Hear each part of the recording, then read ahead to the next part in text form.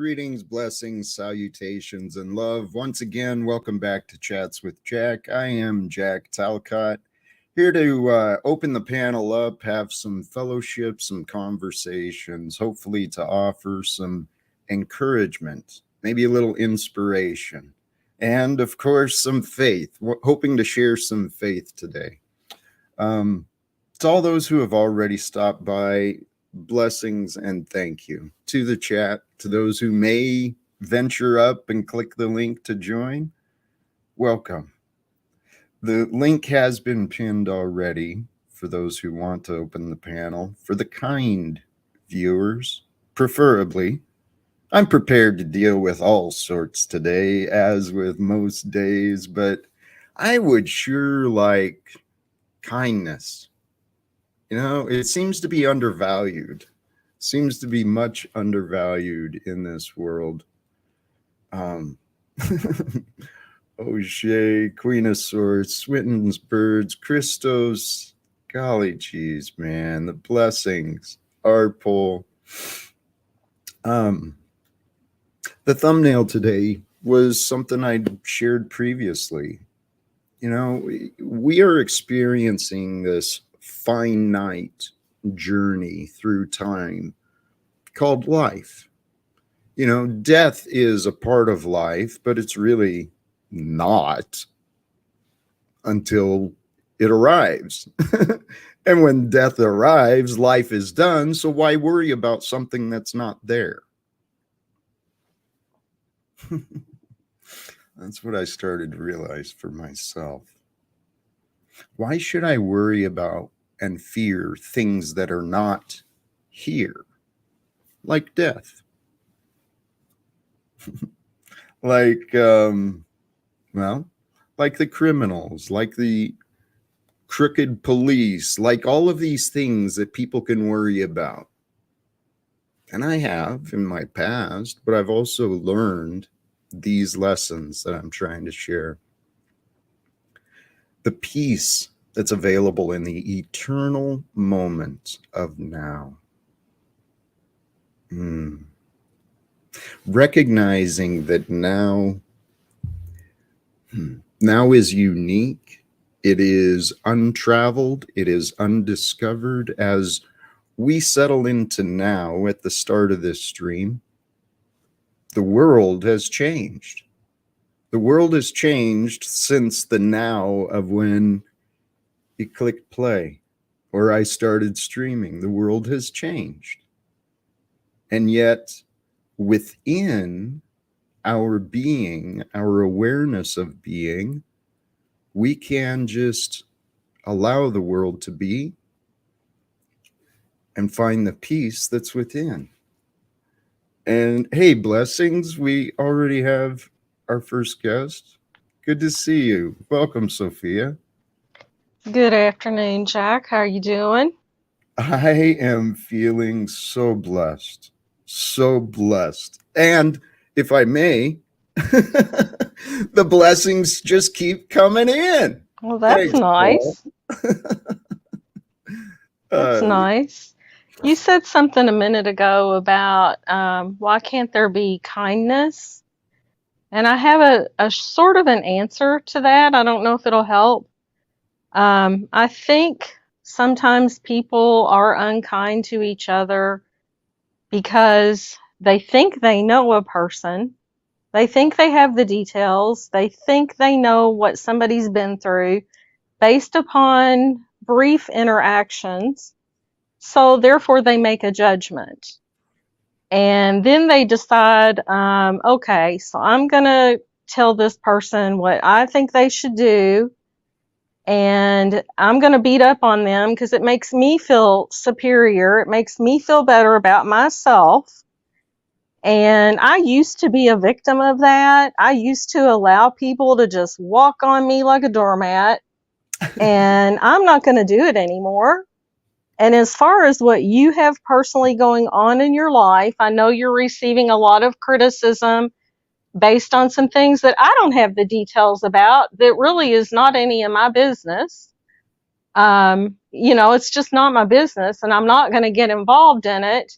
And I know that I'm a joke to a lot of people, but I have came really, really far since I very first started this journey of, and I said it earlier today on a different panel. I said, the way that I even found YouTube was I was typing in, how do I take my life?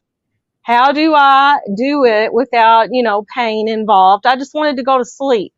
So I'm literally on YouTube researching this, trying to find this out. And who do I find? I find Paul. Now, how in the world did I find Paul, whom I am very respectful of? I dearly love Paul. I've learned a lot from him. I think he's great. He uses humor to teach with, and he's got great people on his panels and in his chats, and it's become again another part of my healing journey that I'm appreciative of. I think sometimes things get a little bit heated, and sometimes, unfortunately, when there's misunderstandings, things cross over into hatefulness, and hatefulness I will not tolerate. I had an interaction this morning with Mr. Snafu, whom I understand some of the things that he likes to talk about. I actually resonate with some of his information. But when he starts on the judgmental, he called me a baby killer, which I never have had an abortion. I was simply stating that, there are things that happen to people, and I'm in no place to judge what anyone else does, and I will not judge them. If I judge them, I'm going to be judged. Amen. And that started out this morning, and it's kind of continued throughout the day.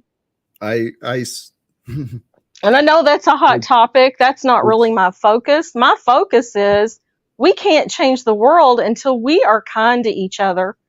Amen. And if we can't do it on YouTube, how are we going to do it with our government? Can you hear me? Yes, sir, I can. I'm sorry. I'll shut up. I'm lengthy in my speech. No, you're just fine. But I wanted to bring our next guest. We've got Mr. Paul Unslave joining us. Praise Wonderful. God. Did you hear that, people? This woman was going to take her life, and she was searching on how to do it. And the Spirit drew her right to me. I saved that woman's life with the Holy Spirit of truth. Praise God. I love you, Paul. Works. You know how many people I've saved from the brink of death on this panel? God does work in mysterious. He sure does. Ways. But this is what I realized today. God created this day again for us. The whole day is just for us. So the mysteries of God, they do not end. And Sophia, what you were saying is what our society has generated. We've created patterns of conflict and aggression where we jump to conclusions and fight for assumptions. We're here to move beyond all that stuff. I know that.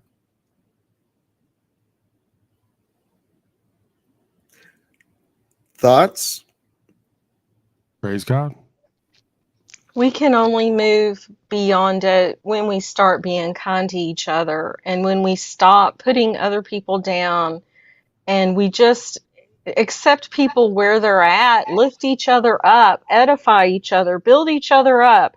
There's nothing wrong with that. That's how we change the world, first within ourselves, and then by lifting each other up. We don't have to degrade each other. It's just not necessary for me. Especially starting within. It's so easy to beat ourselves up, and this world has us fucking insane. The world is insane, guys. It really is. And I don't think we want to be a part of the insanity. We are. I know this within me. We are part of the solution. But what does that look like? What does that mean? God works in mysterious ways and brought us all together. My own path for learning and trying to create opportunities, a change in my own path. I wasn't at a level of darkness, but I was seeking. I found something good in Mr. Paul Unslaved. I do as well. I dearly love him.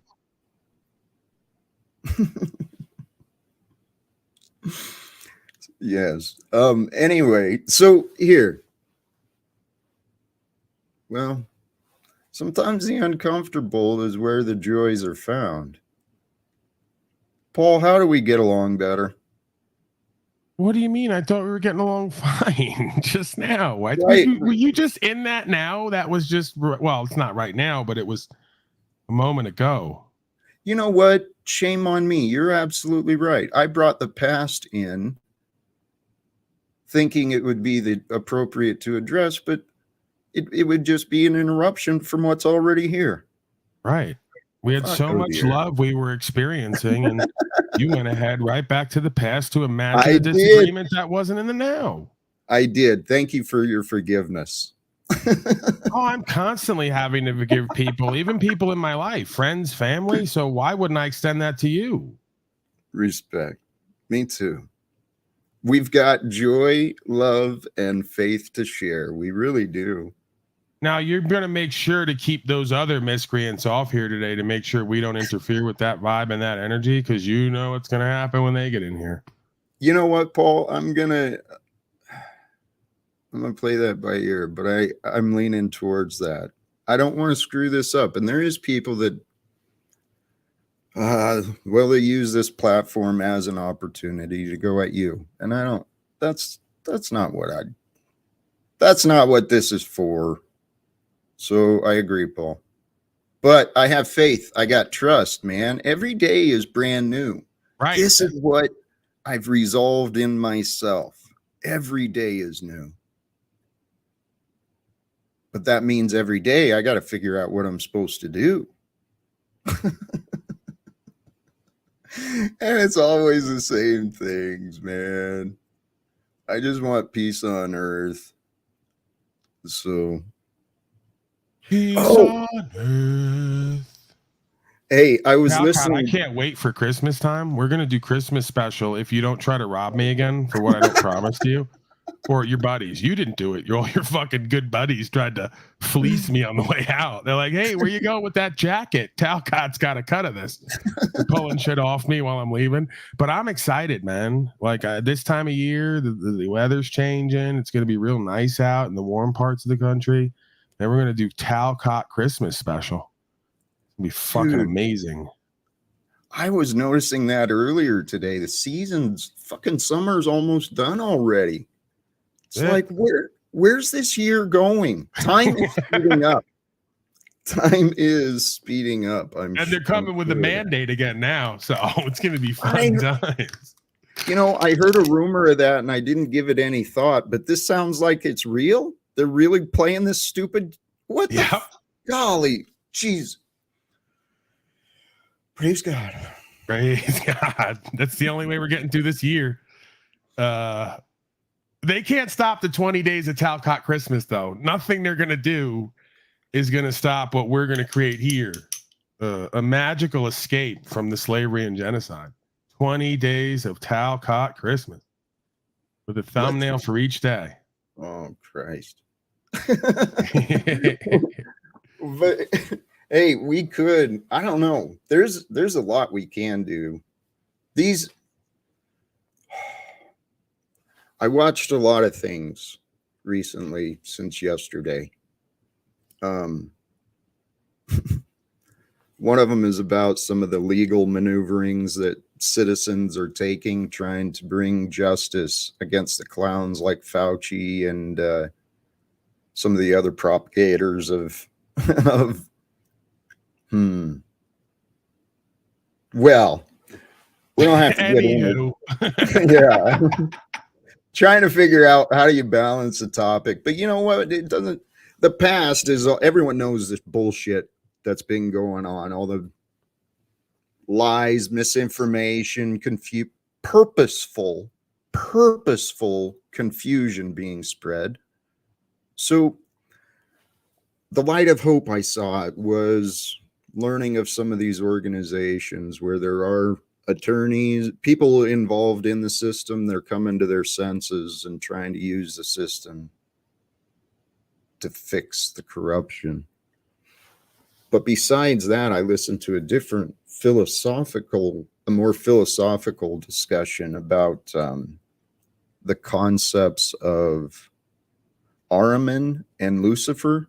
And I'm not real familiar with the concepts, but the point I got from that is what this experience is, this life experience. It's a journey through time. And through our minds, through the light of awareness, we are in a continual process of discovery and memory.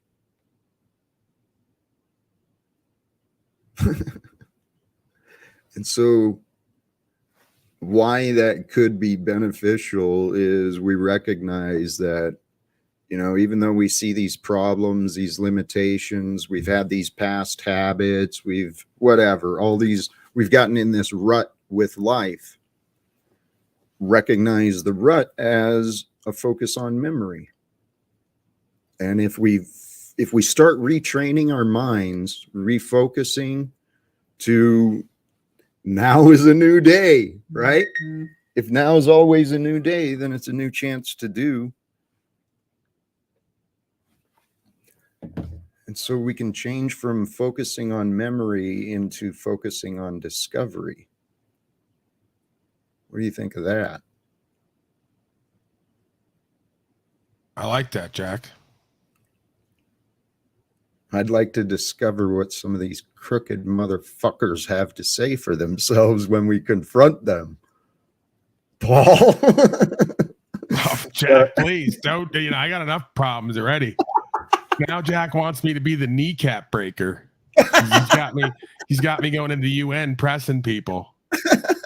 White gorilla style. Get some answers out of these people, Paul, and make it quick.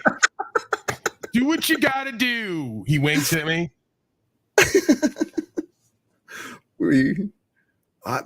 Brother, it's what I keep envisioning. I can't see doing anything else with my life, honestly. I honestly can't see myself doing anything else, and I can't figure out. You don't want to bang with Sophia, bro? I mean, she's got kind of a sexy voice. I'm sure Sophia is very beautiful, but I'm not even looking for a mate. As much as a muse. What does that mean? Sense?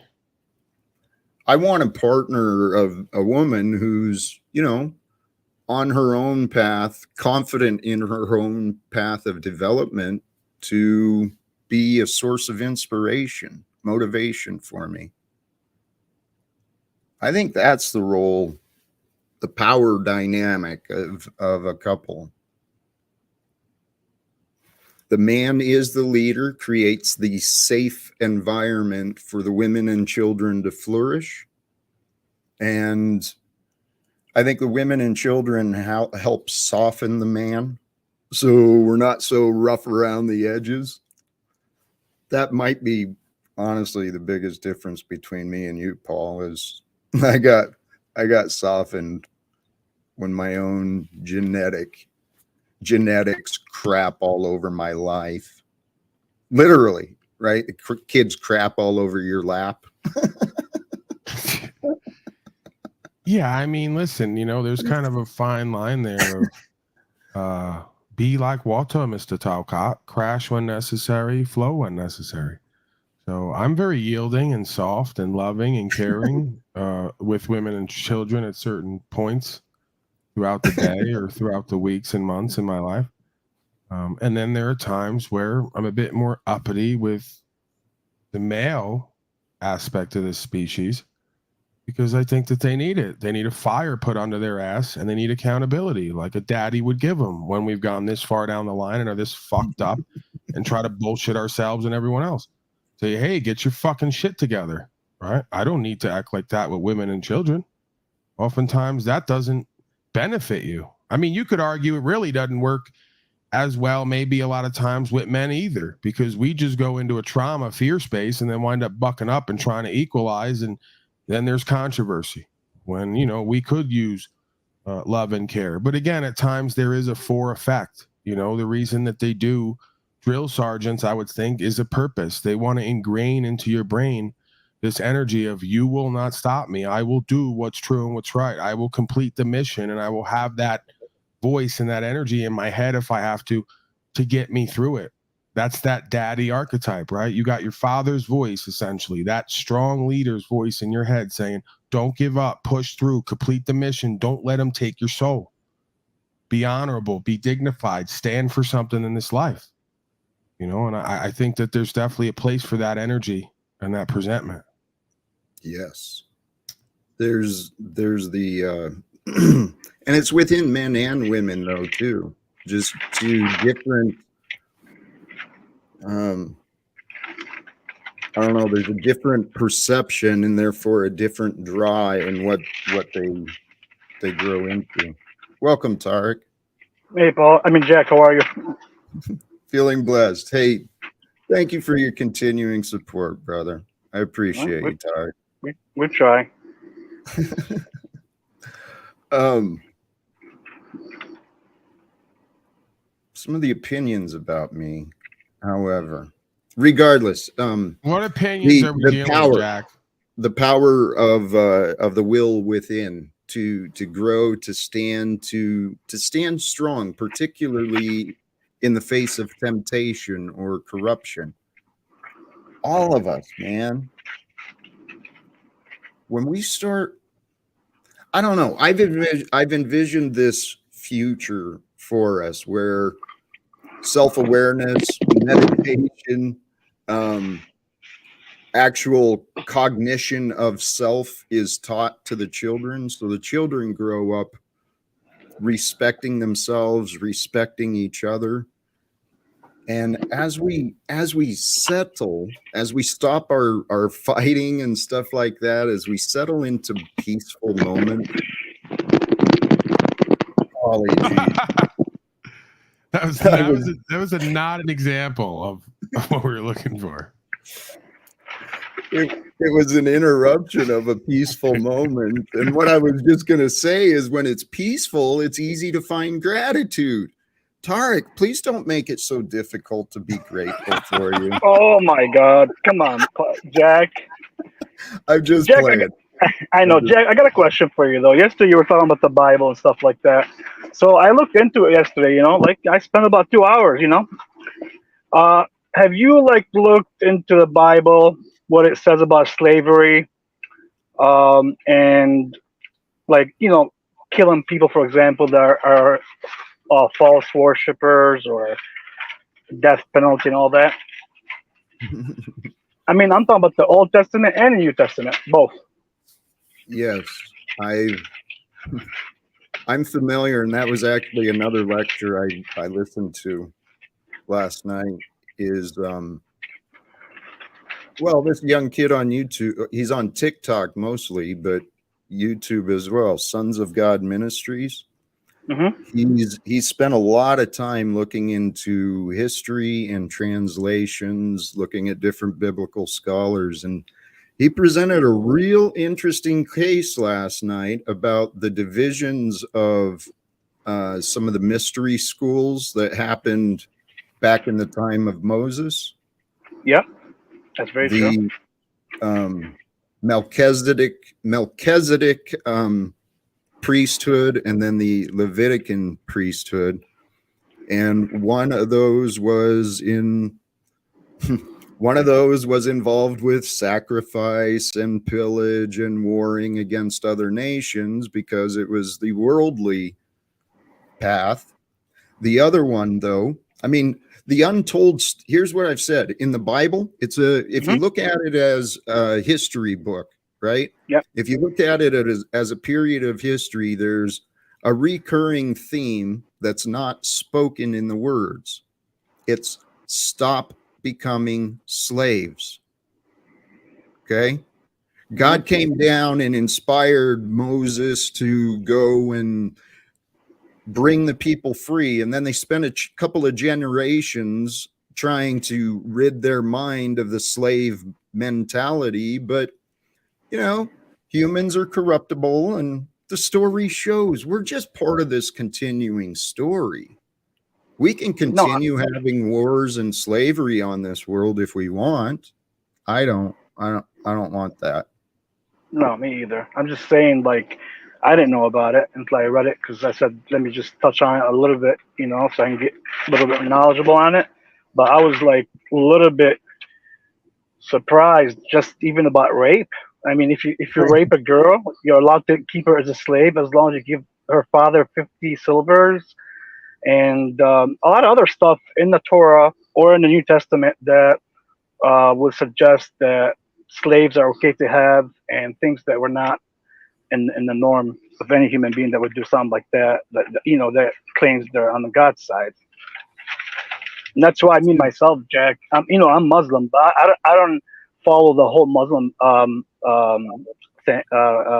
thing, because I believe also any man that touched that has already corrupted it. So I just go with the feeling and what I know is right, and what I know that's not right. And God gave us that inside of us, so we'll know what's wrong and right. We have the spirit of truth within us, and the essence of true consciousness is there. Maybe this is a good correction. It's don't be a slave to another man, be a slave to God. And in the example of the Christ, if you take that as the divine instruction, he lived in service to those he experienced. We can all do that. And that's actually, guys, I'm not claiming to be anything special by any stretch. Okay. I'm explaining what I've learned, and I'm explaining what I've experienced, but I have done this. The future, I have no clue about the future. I see a lot of the same signs as many of you. My personal future is certainly, I don't know where it's going to go. Am I going to succeed or am I going to fail? Who knows? Jack, may I chime in briefly to Mr. Tarek? I don't really know him very well, but I have some information for him. Sure. That thank you. It might help complete the answer that Jack gave you. I know you addressed it to him.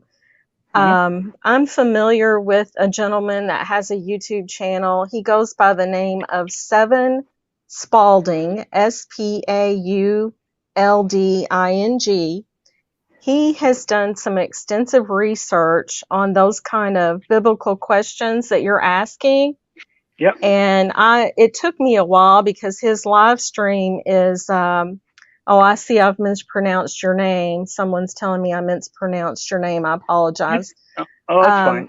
His live stream that he did, I want to say it's about a week ago now that he did it. It's about 4 hours long, so I listened to it in sections. But he did an amazing breakdown of the history of how things developed when the written word was put into place, so to speak, because we're all born with God's word already written on our souls. We already know who God is. We already know divine. We're already connected. But a point came in time where people decided that they are going to start writing things down. And so from that developed, everyone knows the Holy Roman Empire, the Catholic Church, etc. I know there's many devout Catholics that walk with the Lord, and I'm not putting them down. But basically, this gentleman did an extensive research on how Scripture has been corrupted and has been used to harm people, such as your question about slavery. We all know that that's wrong. The things that happened in our country, we all know that that's wrong. And if anyone is interested in knowing more about the biblical part of what y'all are discussing, he did an amazing job of it. I was actually thankful to hear his research. So I hope that maybe helps briefly answer some of that. Jack, I didn't mean to intrude. And I'm sorry if I mispronounced that gentleman's name. No, you're fine. You're fine. Thank you, Sophia. I Hey, appreciate it. thank you for bringing that up. Actually, along with the line of that question, Tarek, Mm-hmm. I think that question and justification was probably used in America, to be honest. I can imagine.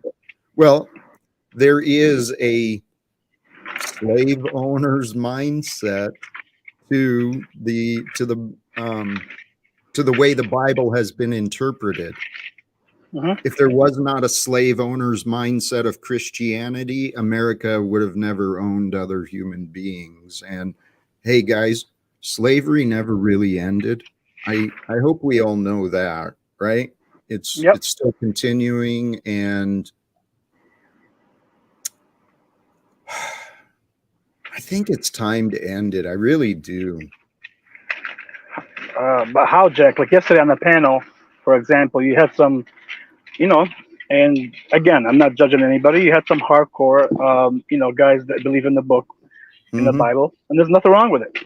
But they truly believe whatever says in the Bible is 100% truthful. And I'm telling you right now, it's not. And I'm telling you, from my experience with Muslims, Christians, Jewish, all corporation, all big Catholic, all big mosques, all of them are corrupted. They're all corrupted. I'm sorry to say that. They all have corruption. The people are corrupted. Things are things. Things are things. The perception of evil or good, it is based on the actions, on the results. It's not actually, sorry, I'm bringing this idea in maybe at an awkward time, but I was reminded of this earlier as well. It's through our human judgment, through our discernment or judgment, whatever. It's through our perception that we find good and evil. Very true.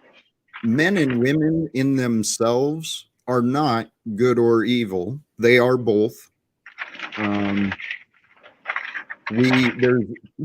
There's no separation, but what determines good or bad it's the results. It's the influence on the environment, the patterns that are left behind. So to change this world, I actually truly believe that this is in line with the Bible, and I'd love to have some people who know the Bible to have an open mind and discuss these things. But what I've been learning, actually, time is an illusion. Everything is in motion. It's all energy and vibration. It is all memories and imaginations. There's a physical reality which we coexist within and we can experience as now. But beyond that, our minds have become confused, and it's been here. Sorry to bring that back to the point. The only time we live is now, and right now there's no separation between any of us.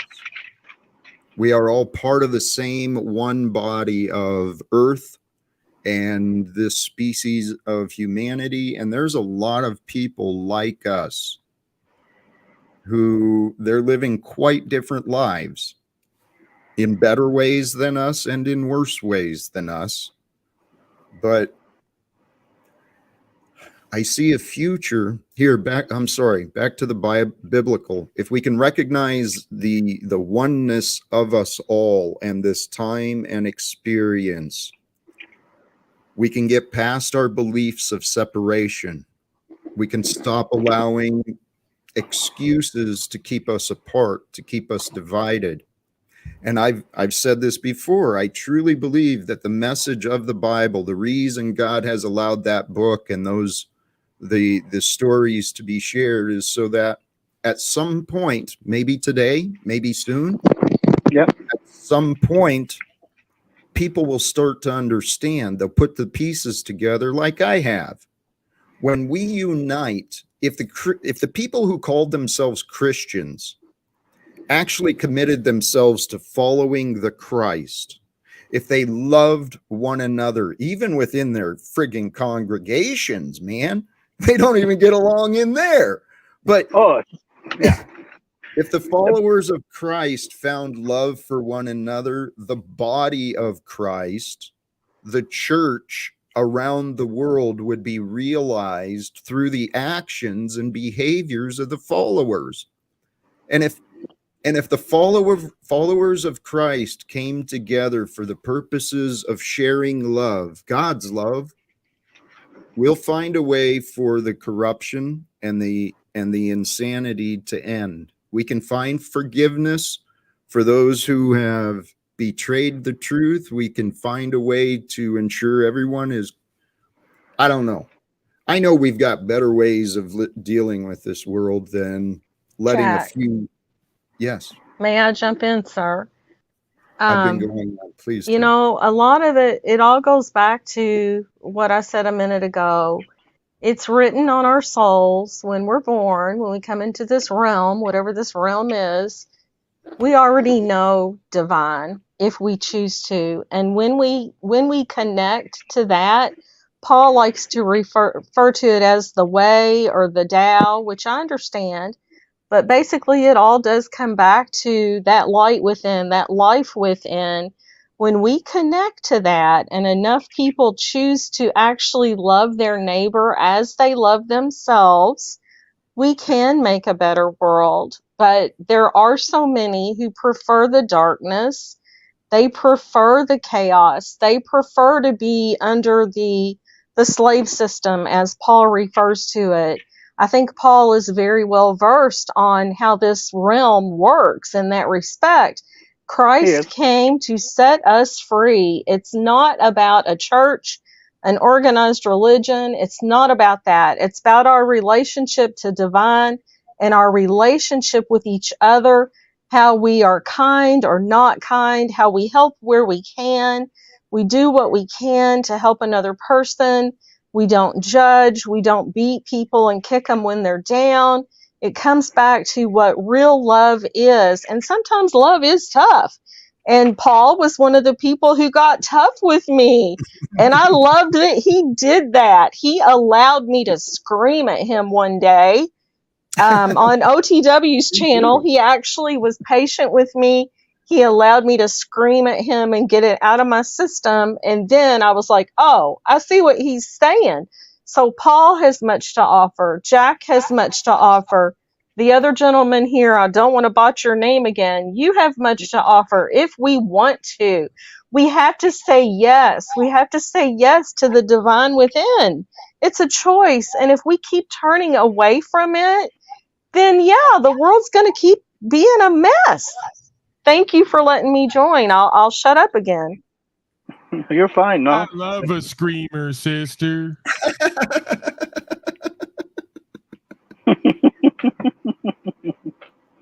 There's what is it? There's all things have a season, correct? There's a time for all things. You know, I honestly believe that, well, I know this from my own experience. Our minds are incredible. Fuck it, call it magical. I mean, the way our minds operate and the way our bodies work, the biology of us, it is amazing. And we do not understand it, especially the common man and woman, but even the scientists don't understand all things about our bodies. There is so much for us each to learn and discover in this world. Another thing I was watching is the patterns of changes that are happening in the climates, you know, the way the bees have been affected. And guys, there's a lot of gloom and doom and a reason to be very, very angry at this world. there's people consciously and intentionally placing chemicals in our skies. Everyone sees the patterns of crisscross, man-made, painting in the skies, putting the chemicals up there. So it really kind of looks like an oil slick sometimes. I've seen that myself, an oil slick in the sky. And then we've got these corporations paying corrupting science, withholding information, placing known toxicities into crap and selling it to people as food. I'm sorry. I agree with you 100%, Jack, on the food product, because I eat pretty healthy. So if I go to Kroger, I tell you right now, 5% maybe of the whole entire place is healthy. Everything else is just garbage. There's nothing on there that's not genetically modified. There's nothing on there that they've not been, been already modified in terms of anything else. These big corporations are doing all that. And here's the thing, though, where I come back to the Bible or to whatever anybody's religion is, I respect it, to the Quran or synagogue or the Torah, is, for example, the Bible, for example, says in Matthew, I believe 16 or 17, that to fast, when you fast, to put oil on your forehead, then wash and fast. Don't let others know that you're fasting, and show them that you're not weak and God will take care of you, in a way.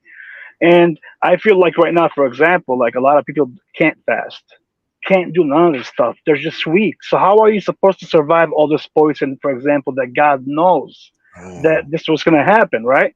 So how if you don't follow the Bible, I mean, to its fullest, where it's good for you, or any other book, how are we going to survive? They're going to poison us, our kids, media, you name it. I mean, policies, you got cops, you got corrupting everywhere. How are we supposed to survive and get together when they're already poisoning us every single day?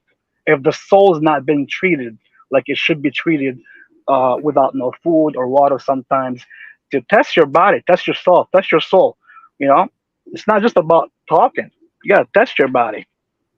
I have tested myself 4 days, Jack. No water, no food, zero. And I made it. It was hard, and I do intermittent fasting almost half of the week. And I don't follow like what the Muslims do, even though I am Muslims. I don't like fast 30 days or whatever. I just fast all year when I want, when I feel like it. But I stay away from all the groceries and stuff like that because it's really poisonous. Hey, good for you, Tarek. There's a lot of people, I think, if they actually stopped to think about what they were buying, eating, what they were doing, I think if they really stopped to think, they'd realize, there's probably better choices available. and so along with that line, I give people a lot of leeway, I guess, in my opinions, because I know people do not know what they have not yet learned. And we live in a world of lies. Lies have been very profitable, so I don't try to assume what people do or do not know. And this is where I'm holding hope. I'm holding hope that there are people within the system in positions of influence or authority. I'm trusting there are some in the system who are just ignorant. They've not yet realized the bigger picture of how poisonous and toxic this economic system has truly become. And that's where the fault is. No denial. The entire toxicity, war patterns of conflict, oppression, slavery, it is entirely on the economic system we've chosen. The worship of money. Yeah. But I agree. But what if this is the lifetime, the generation where God is allowing us because of the evolution for profit, but we've got communication, we've got these methods of communicating and sharing knowledge with each other, so we're not so ignorant. We don't, No, I agree. What if God is allowing this to be the time? I mean, the corruption it's all over. Well, and imagine this. I mean, if God's created this physical realm for the purpose of character development and spiritual growth. Well, in this physical realm, we come in on our own paths, but we pretty much get to do what we want. And if we don't help each other, people will allow themselves to succumb to temptations. People will want to do things to hurt others just because they feel better, or they get rewarded. Look at our corporations and stuff. This is where I'm talking about. Our corporations and our governments are all enabled. We don't have to put up with these problems. We can confront the problems with solutions.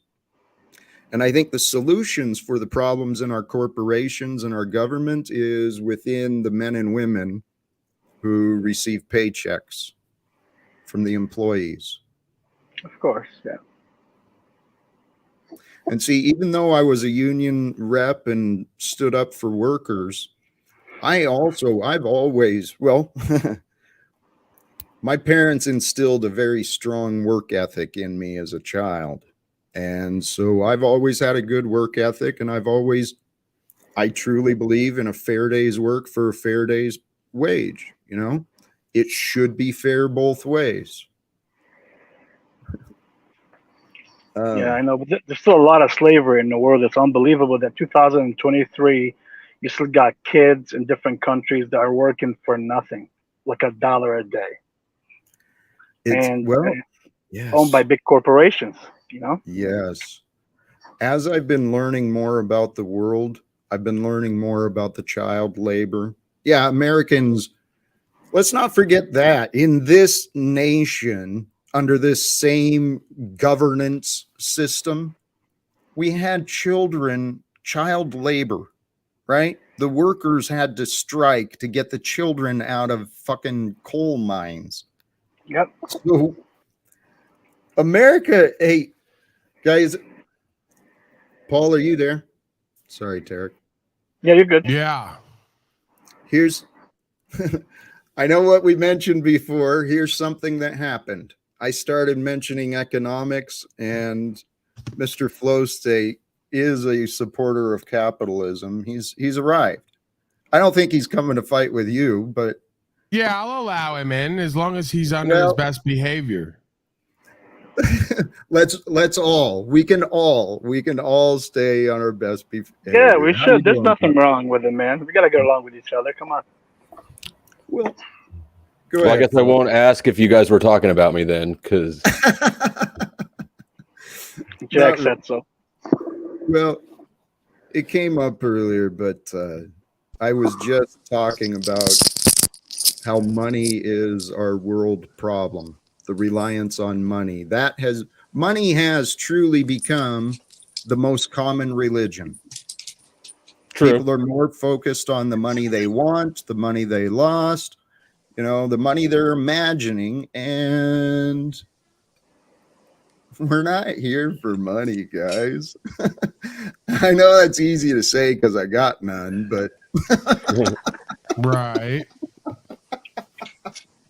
Jack, believe me, it's not about money. I promise you. I promise you, some of my best friends that are worth $30 million or 20 or 10, they are depressed with 3 divorces, all kind of medications. It has nothing to do with money. they've actually studied well-being from money a lot. And once you have your basic needs met, after that, the well-being received from increased income plateaus, and it can even start to dip. Yep. Yeah. Well, this is what I observed about the state of society. Money is a tool. But people place their happiness in the tool.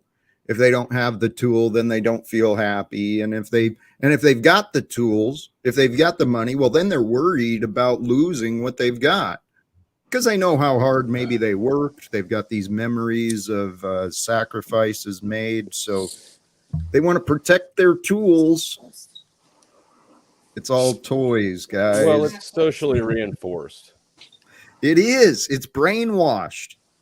Humanity has been brainwashed to believe that there's no way to exchange time, services, or resources, no way to exchange value unless you've got this fiat. And that's one thing I admire about Wizard. I don't know how much he describes his patterns of barter and of service like that. It makes it more challenging in today's world. Money does simplify transactions. Guys, with the way under the current structures of corporations and governments, money is not the same for you and me as it is someone like Gates, Bezos, Trump. We're living in different worlds. We're lying to ourselves, telling each other we're equal just because slavery is enforced on the majority. It is. No, it is. Yeah, I think so. Well, we're getting scammed. We have to work for it. They don't. And the focus on money keeps people in their lower chakra. Money's not bad. Money's a good thing. But when you get stuck and obsessed there, that's a meeting your needs focus. I'm kind of confused when folks say things like, we have to work for it, they don't, as we're on platforms these people have built for us. Well, I was referring to, go ahead, Jack. I was referring to the Federal Reserve System, the central bank system. Gotcha. Where they print money, and what they're doing is just extracting wealth out of the general population savings. They are draining our energy. But this is actually, Paul, you brought up something interesting about the fact that, I mean, something I was considering earlier. Evidence of our connectivity, the fact that we are all connected. We're able to do this because there's employees who created the platform, figured out the technology, found a way to get it into the markets. Right now, there's people who are maintaining, maybe repairing the infrastructure for us to have the power, the energy. There's a lot of things involved that we don't necessarily see that influence our lives. The landowner, the grower, the people who harvest our food, then the people who take the resources, combine them to create the other things. We are so connected with each other. Right on. Yeah, but who's stopping us all from living that way right now as the majority of us continue to use the centralized banking system and the white man trying to keep us down. Yeah, I got to get on board with you, bro. It's the white man. It's the man. It's got to be something or someone outside of personal responsibility and accountability, huh? Because it's like, oh man, the fiat central banking system is so bad. Well, how would you live right now if it wasn't for it? I'll wait. Well, we could find those answers together, and there are other groups who have, they've got models that, based on logic and reasoning, should be able to work. Yeah, but it's mental masturbation. Flow State's not going to go build himself a cabin and plant his own food. He's too good for that. Paul, that's kind of suggest we live on the land or whatever is. I don't suggest I could rewrite all the rules and do it better than these magicians. They created a magical, amazing system that allows everyone to rise on their own merit and ingenuity. And you sit around complaining about it instead of being better men. Paul, that's the narrative we live in. Is that this system? That is the system we live in. Have you not noticed when folks bring products and services to the marketplace that are competent with other folks, they tend to rise and succeed on some level. They tend to get purchased. Partial truth. They get bought out. Hold on, please. That's a partial truth that it makes excuses. We are not bringing into the fact the advertising costs, the studies of social engineering, the way human minds will pattern and be attracted to different colors, different sounds. There is so much. This system and society was built on greed.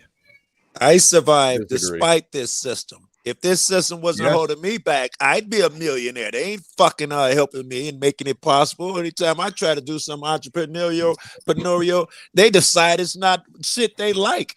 I'd be doing much better without these pricks holding me down, Paul, in my opinion. So according to you, you have so many good ideas, products, and services and presentments that if it wasn't for these people, you'd be a millionaire. Doing what exactly? Well, I'd have made it selling dope in the first couple of years. There you go. You'd be a millionaire selling dope. So then you want to take that to any kind of credible venue and be respected and honored, right? No, that was the shit you were talking about. I was just talking about whether these people help me make money or stop me from making money.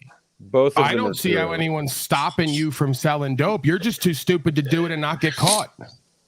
Well, if no one's stopping me, ain't no getting caught, right? There's no such thing as getting caught if no one's stopping you. Selling dope, they're just not dumb enough to get caught over and over How again. about this? We don't have to focus on buying and selling, giving and taking.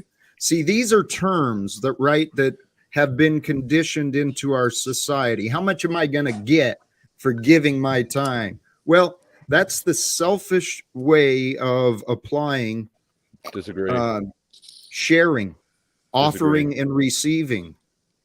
This give and take nonsense has corrupted us, guys. No. We've got to recognize that helping another person actually helps the world you live in. Helping people do what exactly? Yeah, that's Learn, pretty broad. grow, succeed, develop. Yeah, that's stewarding and fellowship. Yes, that's what the spiritual beings were trying to teach us, is to care for each other, respect one another, offer encouragement and support. Which includes respecting people's right to defend themselves against people that would take advantage of such generosity. How about rising together so that the truth is honored. What is right is honored. It's public. It's not hidden behind non-disclosure agreements, behind courtroom, in little courtrooms. We got to change this.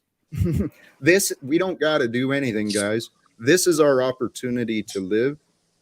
Our Creator offered us today another day to experience. And I know for a fact, with peace, with gratitude, and with praise, there is, like the topic, joy, love, and faith to be shared. So Jack, let's say, for instance, I started a company, right? And I built up, my, everything that I've done, all my knowledge and wisdom that I gained in my industry for 30 years. What you're basically saying is I should just give this all away to everybody, all of my hard work, and everything that I built, because when you have a company, that's basically what it is. You're putting everything that you learn, everything, and, and you put it into your company under you. But you're kind of saying, everybody should get their piece. But like he was kind of what saying is it? earlier, is that what you're saying, Jack? Do you agree to No, it's not at encapsulate all. what you're saying? Thank you. No, it's not at all. You came to a conclusion about what I'm saying, and you've imagined a narrative, a hypothetical that's contrary. Well, this is what our egos do. It's a way of deflecting and just explain He's yourself asking a better. question. He's not deflecting or being offensive or defensive. You are. Just answer the question better. You ain't gonna go on. Yeah, I came here late. I kind of. Okay, so I understand. As you build your own thing, as you build your business, your empire, you're gaining knowledge that others have not. This, where you went wrong and where you lost me in your narrative, is when you say, I'm saying that person should just give it away, not have anything. That's absurd. No. What I am saying, though, is that as we work together, we'll take a business and a corporation. What I am suggesting is that what we could do is take a business and actually have full disclosure with the employees. Okay. What is the cost? What is, so that the employee can have a better picture of how much of the piece are they getting in exchange for their sacrifice, talents, and energy. Well, that is already how it is for public companies. It is not. It sounds There like is so many companies have rules about discussing wages, discussing compensation. People are divided. So for us to come together, what could happen here's where I'm at. I'm trying to build Live Without Fear into some sort of valuable entity, right? So as people join me, what is received will be shared, right? I realize that I can't accomplish a lot on my own, and as people come in, they're going to bring in different talents, different perspectives, different opportunities. Are you telling me if someone donated a couple $1 million to Live Without Fear tomorrow, you would just disseminate that amongst us 8 people on the panel? No, he'll be in Hawaii somewhere. Nothing. What I would do is invest in people with the talents that want to help Live Without Fear succeed. Those who can share the vision of what I'm trying to accomplish. That I would use fiat currency to fair exchange for their value. That's what most investment. That's what most businesses do is reinvest it. You're only talking about like Amazons and huge corporations. Sounds like you want capitalism. I'm happy to hear that. It sounds like capitalism. Yeah. But Joe, I'm sorry to interrupt you. It goes back to the core principle that Paul always talks about. I think, like, okay, say you open a business, right? And your business, you're doing good and all that, right? All you're doing is making their corporation stronger and bigger. You're not living with freedom or liberty, right? So you're back into making their corporation bigger, even though you're benefiting out of it. It doesn't make sense. You're still not free. That's dope. I think I understand. You're saying if you open a conventional business, you're making money, but you're still making the system more money. Yes. Can't you do business outside of the system? Right, you can. That's how it should be anyway, right? I should be able to sell Jack some apples, and the fucking government don't get a fucking say so, man. As long as you're right. Joe, I'm sorry to interrupt, but you guys are missing the point completely. This focus of, I guess, material, the mechanics. Okay. We are spiritual beings having an experience, a temporary, finite experience here on earth. We all know there's lots of suffering. There's been lots of suffering. There's people suffering right now, and maybe we've suffered in our past. But I truly believe the messages of the Christ are that we are here to unite, to love one another, to praise this experience of life that God has created. Let's not forget. This is the message that we missed. Right? Jack, how come you don't go down to the local area in Spokane and take a bunch of homeless people and bring them into your house and give them some of those extra rooms you got to really kind of come together and help and bear witness and testimony and do ministry? Did you ask me if I have done that? No, you had not. I never see anyone running around in the background starting up the fireplace. Right. So see, your assumptions jump to some sort of question. But Paul, why would you ask me that and not yourself? What have you done to help me? I'm not proclaiming that when I put my time, energy, and attention into stuff and sacrifice in order to be given value and blessings back voluntarily, I owe someone else that back out. All right. Yeah. Hey, I don't want to argue with you. I really do. Okay, sorry, I was quiet for 45 minutes. I'll do another 45. It's fine. Hey, whatever you want to do. I mean, you don't have to be here if you don't want. And if you can't find ways of encouraging what I'm doing and what I'm saying, if all you want to do is fucking insult me, Paul, Tarek. So you have to be encouraged like a little child instead of questioned about your beliefs? Nope, I sure don't. Jack, I don't think he was trying to insult you. I really don't. I wasn't trying to insult nobody. Hey, what was he doing when he was asking me, Jack, why aren't you going down to the homeless and getting in homeless people and bringing them into your house? He was doing what big brothers. He was doing what big brothers do. He was jabbing you a little bit. For what purpose? To make you think the same way a couple of us at least caught the question. We're talking about give it all away, do everything for everybody else. It's a fair question. Yeah. Yes, he had improper Joe, form. He should have Hey, asked Joe. you. Hey, Joe. Yep. You're one who's always quick to oppose me as well. Just like Paul, for whatever reason, you guys think that's what God wants you to do in my life. You're fucking wrong. Okay. So I thought I was going to be able to get some apples from Joe, but I guess he's out of here. So here's what I just witnessed. I am a man who has been on here pretty regularly talking about my faith in God, my love for other humans, my belief that we can create a better fucking world. So I'm on here doing this, and you guys think I deserve to be fucking publicly mocked and ridiculed by Paul? Is that what you think, Dick? You've been participating for a long fucking time with that.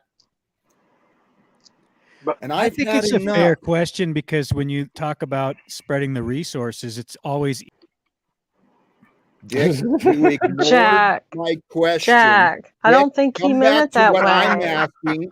I really don't think he meant it that way. So Dick, everything was going in a good direction. It was. Here. Okay, you guys want to continue to ignore what Paul has been subjecting me to. And today, yes, very small. But again, I am the man who is saying, hey, guys, let's come together and end this bullshit of corruption. And what's Paul want to say? Well, why aren't you bringing in more homeless people to take from you? Why don't you find more people to take, Sophia? Jack, he was just trying to trigger you. Yes. Don't walk into the trap. Why do you guys think don't have okay? to. It's not okay. I'm not saying it's okay. I'm just saying don't walk into the trap. Trying to trigger him. I think it was just a genuine observation. Well, and it might have been a genuine question, but don't take the bait. Yep. Go for Fuck you, Sophia. I love you, Paul. With everything going on here. I love you anyway, Paul. Happy now, Jack's gone from his own goddamn broadcast because you people made it all about you again. Holy like shit! You always do. Holy. The fucking egos in here are out of control. I know, we were doing great. What happened? You run Jack off his own broadcast? We were doing great. What the fuck, man?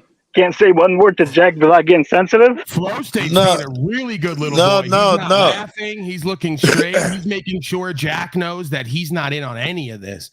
Man, you're a good boy, Flow State. I'm not in That's on why any you of get it. so many privileges up here. I've been pushing against every communist thing that he said, Paul. Welcome back to your own broadcast, Mr. Talcott. Welcome back, Jack. You have any questions or only insults? Nah, you could leave. We'll just take over. I got a comment to make. You asked me what could Paul have been doing. I gave my opinion. It was pro Paul, and you lost your fucking mind. That's my observation of what just happened. I know, Joe. You can't see any other explanations besides that, you insulting fucking prick. No, I could have probably saw more. You just threw me. Yep. I think. Let me try. I think that we're combining two issues. One is that Paul's a douchebag, and the other is the mechanics underlying your proposition. Do you agree? Paul is a douchebag, but where because I'm suggesting that a world without lies, because I'm suggesting that human beings can understand each other when they surrender their egos and discuss what is true, that is how this world will change. I don't know what is so fucking confusing for you people. And here, Joe, this is specifically for you, who's repeatedly accused me of not offering explanations.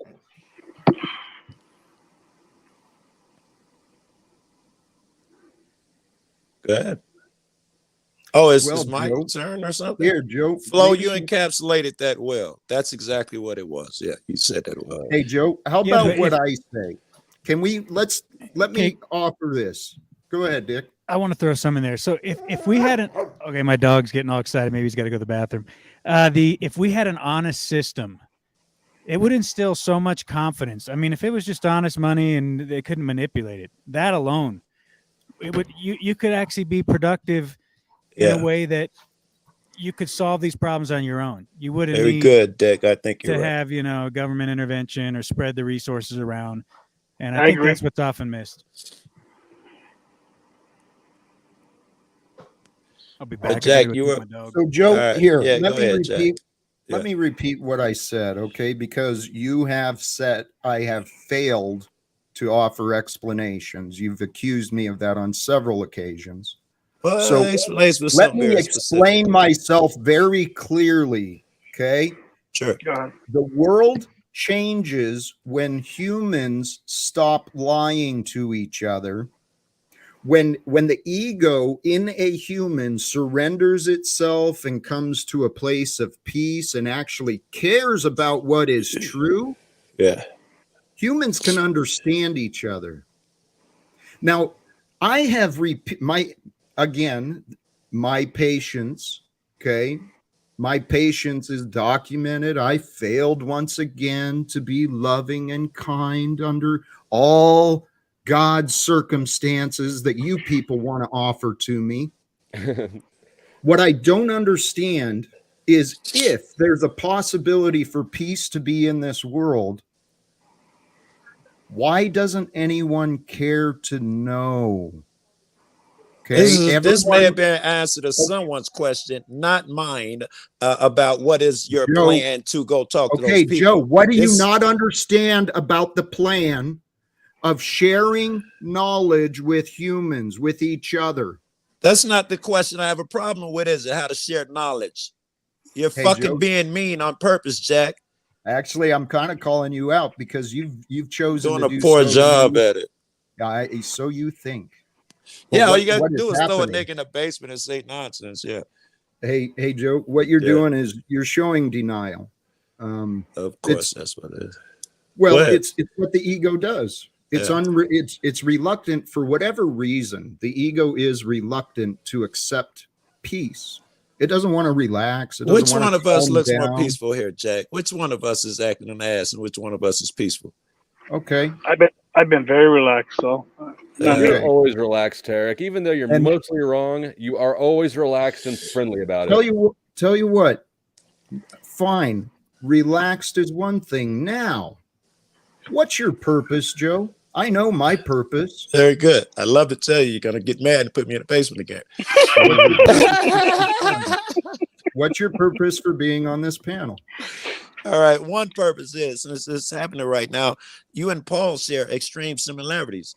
Both of you are sensitive to criticism. You don't accept it. Both of you have family issues, and this shit interests me, man. I think I can get you and Paul to see these similarities you have. Maybe two cats can work together. That's one of the reasons I hang around. Hey, Joe, I appreciate that. I wish you could try and help, but for whatever reason, even on my panel, I got everyone defending Paul and telling me it's me.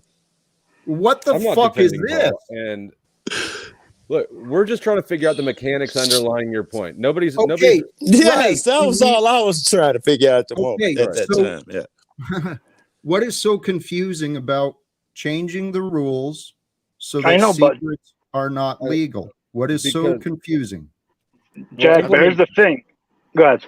I was going to say, you're proposing sort of concepts and spiritual principles that I think everybody agrees with. Agree. Yep. It's the implementation that's hanging people up on it. So we're trying to figure out the next step, because even though we agree with the principle, we live in a physical world. Thank you.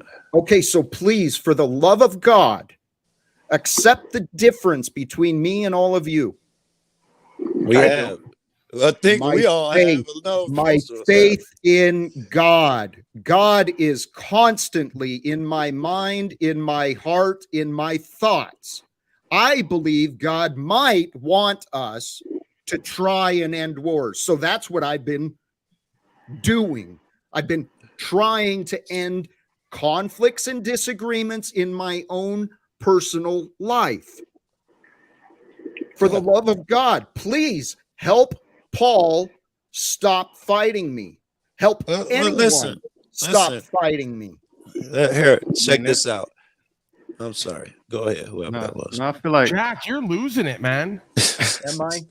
Yeah. This Hey, is what Paul, you call you've never loving and seen me peaceful with and hey, disciplined? Paul, hey, Paul, you've never actually said that I have anything to value. So what can I lose from your fucking insulting opinion? Yeah, he's trying to coax you out. Yeah, don't buy into it. But like Flo Stay was saying, I kind of agree. It's like, you know, the baseline principles of everything you're saying are on point, but it's like the implementation. Like to say that we just got to change the whole system and you know I go know. completely Hey, J-Hub, 180. I know. You've got a strong disagreement with what I'm saying as well. You've got I don't strong see any disagreement there, But J-Hub. here, we only live right now. Is there anything, let me ask this clearly. Is there anything I could say or explain to you today which would cause you to want to actually help me instead of sit here and fucking argue against me? How do we do that? I don't know, Jack. I first started with the Bible. I mean, I haven't even touched on that subject, so I don't know where this went. But well, Tarek, the Bible says, according to what I've chosen to accept and believe, is that we are here to love one another. Okay, we I'd are agree here with to that. offer respect to one another. We're not here to. Again, this conversation got sidetracked because Paul wants to place me as a hypocrite. Now, if anyone, you guys have said, Jack, he did that so you'd be triggered. Okay. No, I think he meant What is it. the value of that? Is he offering me help or is he being an arrogant, selfish prick again? Both is what. Okay, I don't think he can help you. Arrogant, selfish pricks. What makes you guys not accept that? I think he's arrogant and selfish. I don't know about everybody else. I fully accept that. Yeah, it's not a hard sell over here, bro. Look, I think I was there first on that conclusion. I beat you there. So if we outlaw secrets, and okay, you got all the law-abiding people who they expose all their secrets. What up, EBT? But what about the ones who they won't comply, Jack? What do we do with them? They won't give up secrets. You still gonna have wars and stuff. What if I'm one of those? Like, yep, you're right. What if I won't give up my secrets? Always gonna have wars. People won't cooperate. You guys are right. That's the fucking world I live in. You guys want wars? No, I gotta go, man. I gotta go. All right, Tarek, easy, man. Take care, man. Yeah, I can't do this. Go ahead. Go. Snafu, go grizzly there, man. That's fucking awesome beard action going on. Mm-hmm. I like Jack, for instance, like you talk about the Bible, you know, at the end of Revelations, you know, it's not, you know, everybody just gets along in kumbaya. Yeah, I know. You know what I'm I saying? know. Does that mean we can't some get stuff along gotta today? go down. Because we can't. The book said something a long time ago means we can't get along today. There are people who believe that. Separate the sheep from the goats. I know. Is that your job? What's that? It says that's your job. Actually, in the Obadiah, and then the new. I recognize I sometimes interrupt. Actually, I try to speak often. So, Dick, I was trying to say something, and you have a habit of just not caring like many others. J-Hub, let me correct myself, okay? I'm not trying to come in adversary. You have reasonable questions. Now, my reality, you may be coming in with reasonable questions, but it is after months and months of me being ridiculed and mocked and disrespected by many of the clowns we've seen here. Yeah, I mean, I agree. I mean, like I said, I agree with a lot you got to say, but if it's 10 people out here in the world, if everybody else gets along, all 7 billion people, and there's 10 people that don't agree and they want to come against what everybody else has to do, You know, it's gonna be. It can't just all be peace. Think that through. Think that through. You want to imagine this hypothetical? Think that through. There's a small group that don't want to get along in a world of others that do. Right. It's exactly opposite right now. No, we got a world of people that don't want to get along, and I'm saying, hey guys, let's join, please. He's talking about the mechanics of it, though. Just like you can have a whole car. Okay, so think it through. Think it through. If you've got a majority that thinks one way, and the facts and evidence show that, you know, when we're transparent and open, when we show respect and care for one another, when that facts and evidence shows that makes a better world. So then if you got a small group of asshats that don't want to play along, well, here's what you do. Nobody's saying not to do that. You don't put them in charge of the fucking money supply. Okay. That's what we're trying to do. We're trying to figure out how to overcome these solutions, these obstacles. They're already we're in charge. Not to poo-poo it. If they're already in charge, how do we take them out of there? How do we remove these people? You know, what it's not them here, J-Hub. Let's please. No, that's if you're honestly asking, because the egoic mind expects an answer for everything, every little detail. It'll imagine holes and disagreements for all day long. That's the entire world is arguments and disagreements. If you can allow yourself the skepticism of Jack might be right, we can fill in the details, but we got to accept much of this I don't have the answers to, and I don't fucking claim to. That's what I'm doing right now, right? Yeah, I'm giving you the benefit of the doubt for the gaps. How do we implement it then? Like, what's the next step? Here, let's think it through. We know that there's a limited number that have undue power and influence in this world because of money. Okay. So we also know that much of our government corporation is puppetry. They're being fucking played by those with money. And, you know, the corporations pay their lobbyists to go in and entice and tempt these people. Right. All of these illusions of government and wealth, it's held together by lies. Well, it's one thing I would say it's not a lie, Jack, because, you know, we all know fiat currency taking out the gold standard, but it was replaced by what? The power of the U.S. government and the military power. The power of the military. So that's why we paid. That's why the military is getting all of this stuff. Can you find the truth? Can you find the truth in my words? Because this is what the ego will do when it's resistant to what I'm saying. It changes the topic, goes off on a narrative to concern.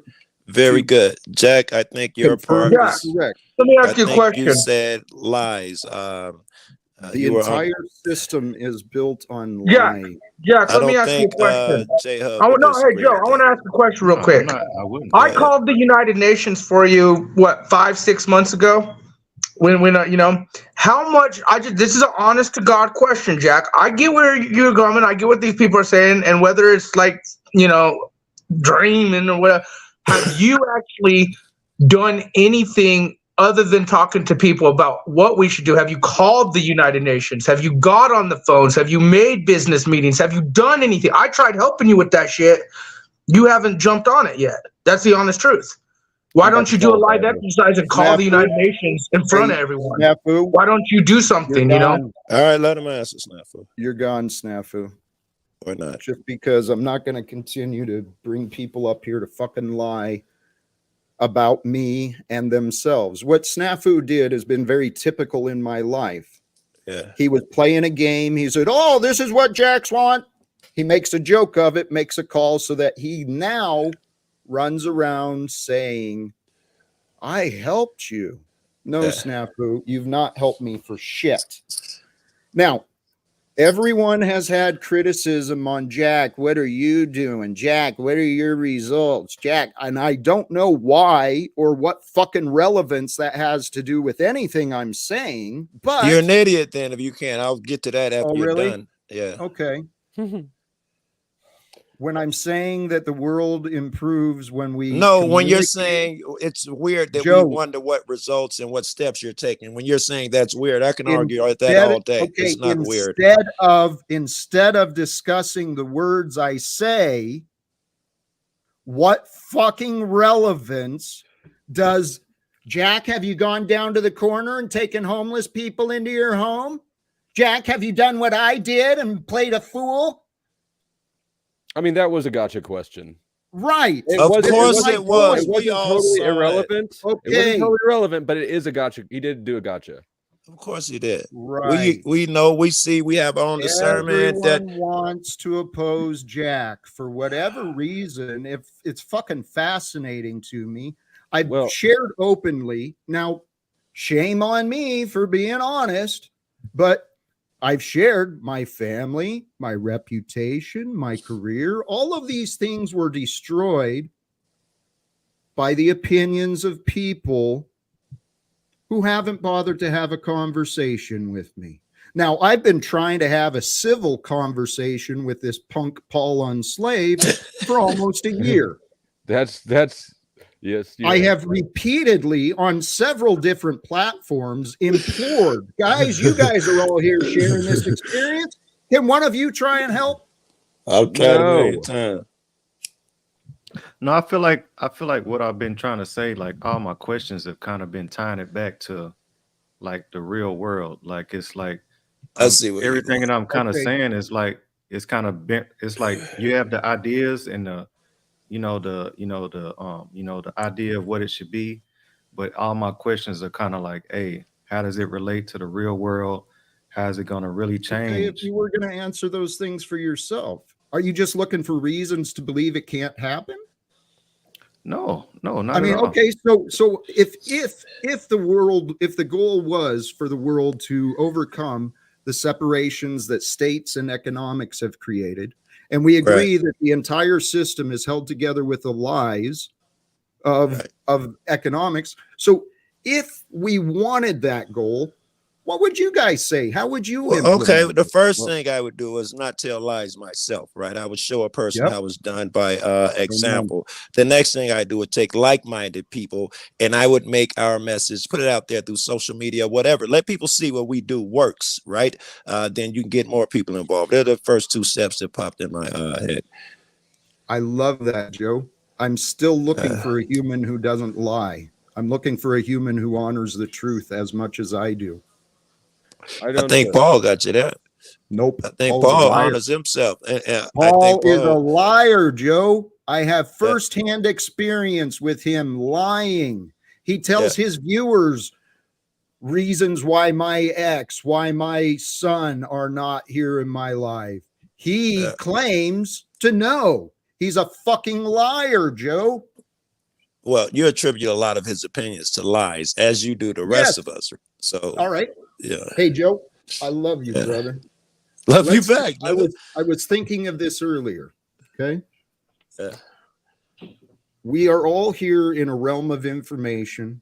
Each of us, all of us, is carrying around memories and imagination. And through our words, we try and communicate. And the point is, each of us, we learn a lot of information each day. So how do you discern? How do you know what is a lie? A lie is when someone says something with confidence, as though it is factual and undisputable,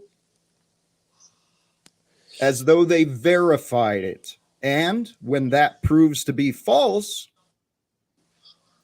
that person who spoke with such confidence and, I don't think that's the definition of a lie. You don't? I think a lie requires intent. Right? If my science teacher told me there were 9 planets and I confidently said there were, and I find out there's 8, it don't make me a liar. It makes me correct. Okay. Okay. No. Here, Joe, bullshit. Here's, in that example, maybe that's an interesting exception, but you need to consider the point of what I'm saying. Okay. Yeah. Because when I committed myself, Jack, no more fucking excuses, no more lies. You're not going to No more blaming people. I owned my feelings. I owned my thoughts. I own my words. If I am inaccurate, I fucking own it. Bullshit. If you're inaccurate, you own it. Yeah. But you have to recognize where I've been inaccurate, or you have to recognize inaccuracy first, and we don't always have that perfect information. And especially if you, like you just told J Hub, you've been attacked for 2 years. You think your perception isn't skewed in some places? Hey, Joe. Yeah. Do I question your ability? You should. Yeah. I should question your ability to be honest. I should question your ability to be caring. Yes. Yo, because most niggas ain't. You watch my actions too. Don't just question I me. have. Watch my words. I have. Watch my That's actions. why I'm asking, Joe. Yeah. I'm asking because I have watched your actions. Yeah. Well, you won't. Listen, I can confidently say with all that bullshit, you will not find a lie. You won't find a lie that I've told you or anyone else. All right. Well, me either. So why did you disagree when I said that I try not to be inaccurate, or I correct myself when I'm inaccurate? Why did you disagree? Probably disagrees with the way you phrased the thing. You correct yourself when that was it. You correct yourself when you own up to your wrongs and stuff like that. Here's one that you can't own up to, or you don't, or you can't. I don't know. But any criticism you are incapable of owning up to, right? Whether it's right or wrong, you get thrown in the back. Hey, Joe, you've said this a bunch. Would you accept any explanation other than what you keep repeating? Would you accept that? Yeah. Would you accept that I can receive criticism, except when I see that the criticism is not accurate, or more? I can accept that when you perceive it as inaccurate. Helpful? Yes. Yes, I can accept that all day long. So, yes. And many people offer me a lot of criticisms based on things they think, not things I do, not things that are real about me. Like Paul. Paul thinks things about me and has used that as his reason to disrespect me for months. Yeah. And I have had enough of being disrespected, guys. I can't tell because you had that nigga up every day for a replay. But anyway, go ahead. You don't. Okay, so you're watching the actions, but you're not paying any fucking attention to what's going on, Joe? I thought those are the same thing. Watching the actions is paying attention. You're not. Okay, again, here's a challenge I've experienced. People do not, they seem to ignore my words. Yeah. Right? You want to focus on what you see and what you think. Yes. Fuck what a nigga come out of nigga mouth. Yes. Fuck what a nigga say. Watch his actions. I tell everyone that. Yeah. Fuck what come out of nigga mouth. Yeah. Well, hey, watch Joe, his actions. Hey, Joe, yeah. I'm suggesting you do a better fucking job of listening then. Okay, I don't have a problem with that. I try to do that every day anyway. It's not nothing horrible. Well, try better, motherfucker. Hey, particularly if you want to be disagreeable with me, Joe, you better start fucking paying attention to what's being said. Dude, you do the same. Let me bring, I'm not getting hostile, but you just brought up a disagreement with me. Yeah. That I had said something about being worthy, not worthy of all this continued disrespect. And you said, well, I can't tell because you keep repeating it. Oh, I said, you said you are tired of Paul having him disrespect you. Yes. I say, I can't tell because you had that nigga around every day. If you were tired, and what am I saying to him, Joe? What am I fucking saying to him? It's the same loop I have for the last 8 right. months. You're not fucking listening, Joe. Well, this go is ahead. my point. I'm listening now. Go ahead. I've been confronting that man's egoic behavior, his patterns of bullying and trying to belittle others. I've been confronting that since we met. Okay. For whatever reason, and here, over the past week especially, the way that prick has been fucking disrespecting me, especially this week. I've not been wasting my time in his area because all he does is bring, as Ken before the storm said, he surrounds himself by stupid people who say stupid things. maybe those weren't his words, but those are mine. And now the stupid people, not you guys. Oh, you're good. I mean, guys, Joe's not a very good listener. We established that. Well, hey guys, we all have this tendency, but please, I'm not claiming to be special, but I am telling you there is something fucking unique going on in my life. I have been very open. I am seeking help. Anyone willing not to help, not to do my shit, not to do this, not to do that. Yeah. Fucking investigate. Help me get answers as to what the hell is going on in my life. God doesn't answer me. All right, here we go. Let's get into this while we're doing this, and you're reasonably calm. You asked for help. This conversation usually leads to a very specific type of help, meaning I can offer 87 types of help, but they're not really seen as help unless we do something very specific. So I'm asking this question: what are the things that we could do to help? Joe, I don't know why you didn't understand what I just said. You better be nice, bro. I am seeking anyone willing to investigate, right? Rather than interrogating just me. I got you. Do what? Help me find out why these people have done what they've done to me. Be specific. What people? The people you used to work for? My old union reps, the bosses involved with the termination, my ex-wife, my son, my neighbors, my friends, the two psychiatrists involved, and actually there's a couple other therapists I'd like to ask. I'd like to know why they fucking won't answer, why they won't communicate with me as well. You've named enough people where I'm old enough. I'm 56 years old this year. Where I have to say, if you've just named 20 people, probably you. Okay, Joe. All right. Yep. Possibility. That's fair, right? Sure. Possibility. Let's, again, what I'm asking for is not your conclusion. I'm asking for anyone to investigate. I've tried private, I've tried PIs, I've tried journalists, I've tried attorneys, I've tried. So I don't really care what anyone does. I really don't.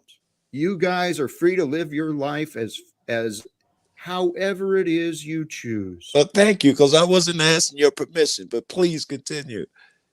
Well, it's granted. If you believe, well, if you have any willingness, I'm easily reached. I've come on to this media platform for the purposes of trying to establish some sort of community.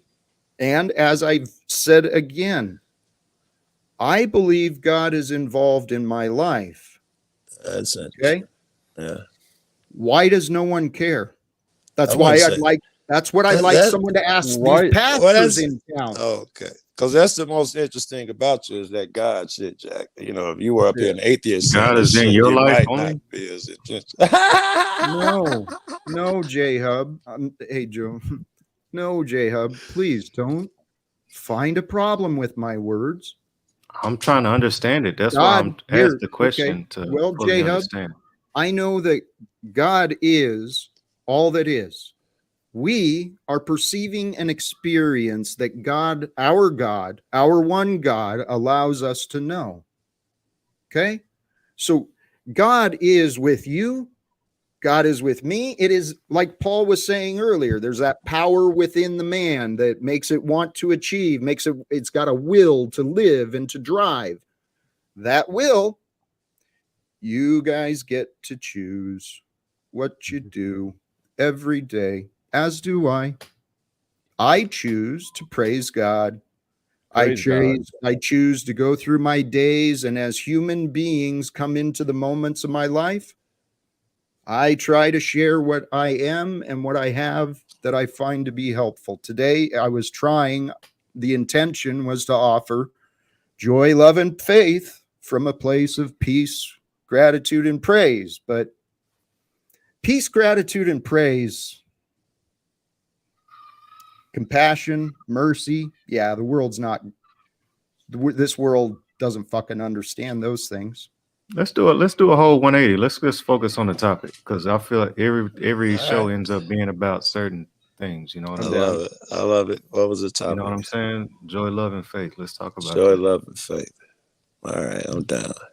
I used to know all three of those strippers we're talking You about. know what? Joy was like this tall, right? Faith, oh my God, had hair down to here. No. And isn't it funny how whatever virtue they're named after, they're the opposite of it in real life? Totally right. Faith, virtue, charity.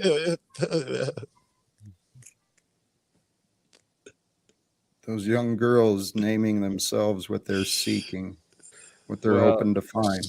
I think they're rebelling against their parents.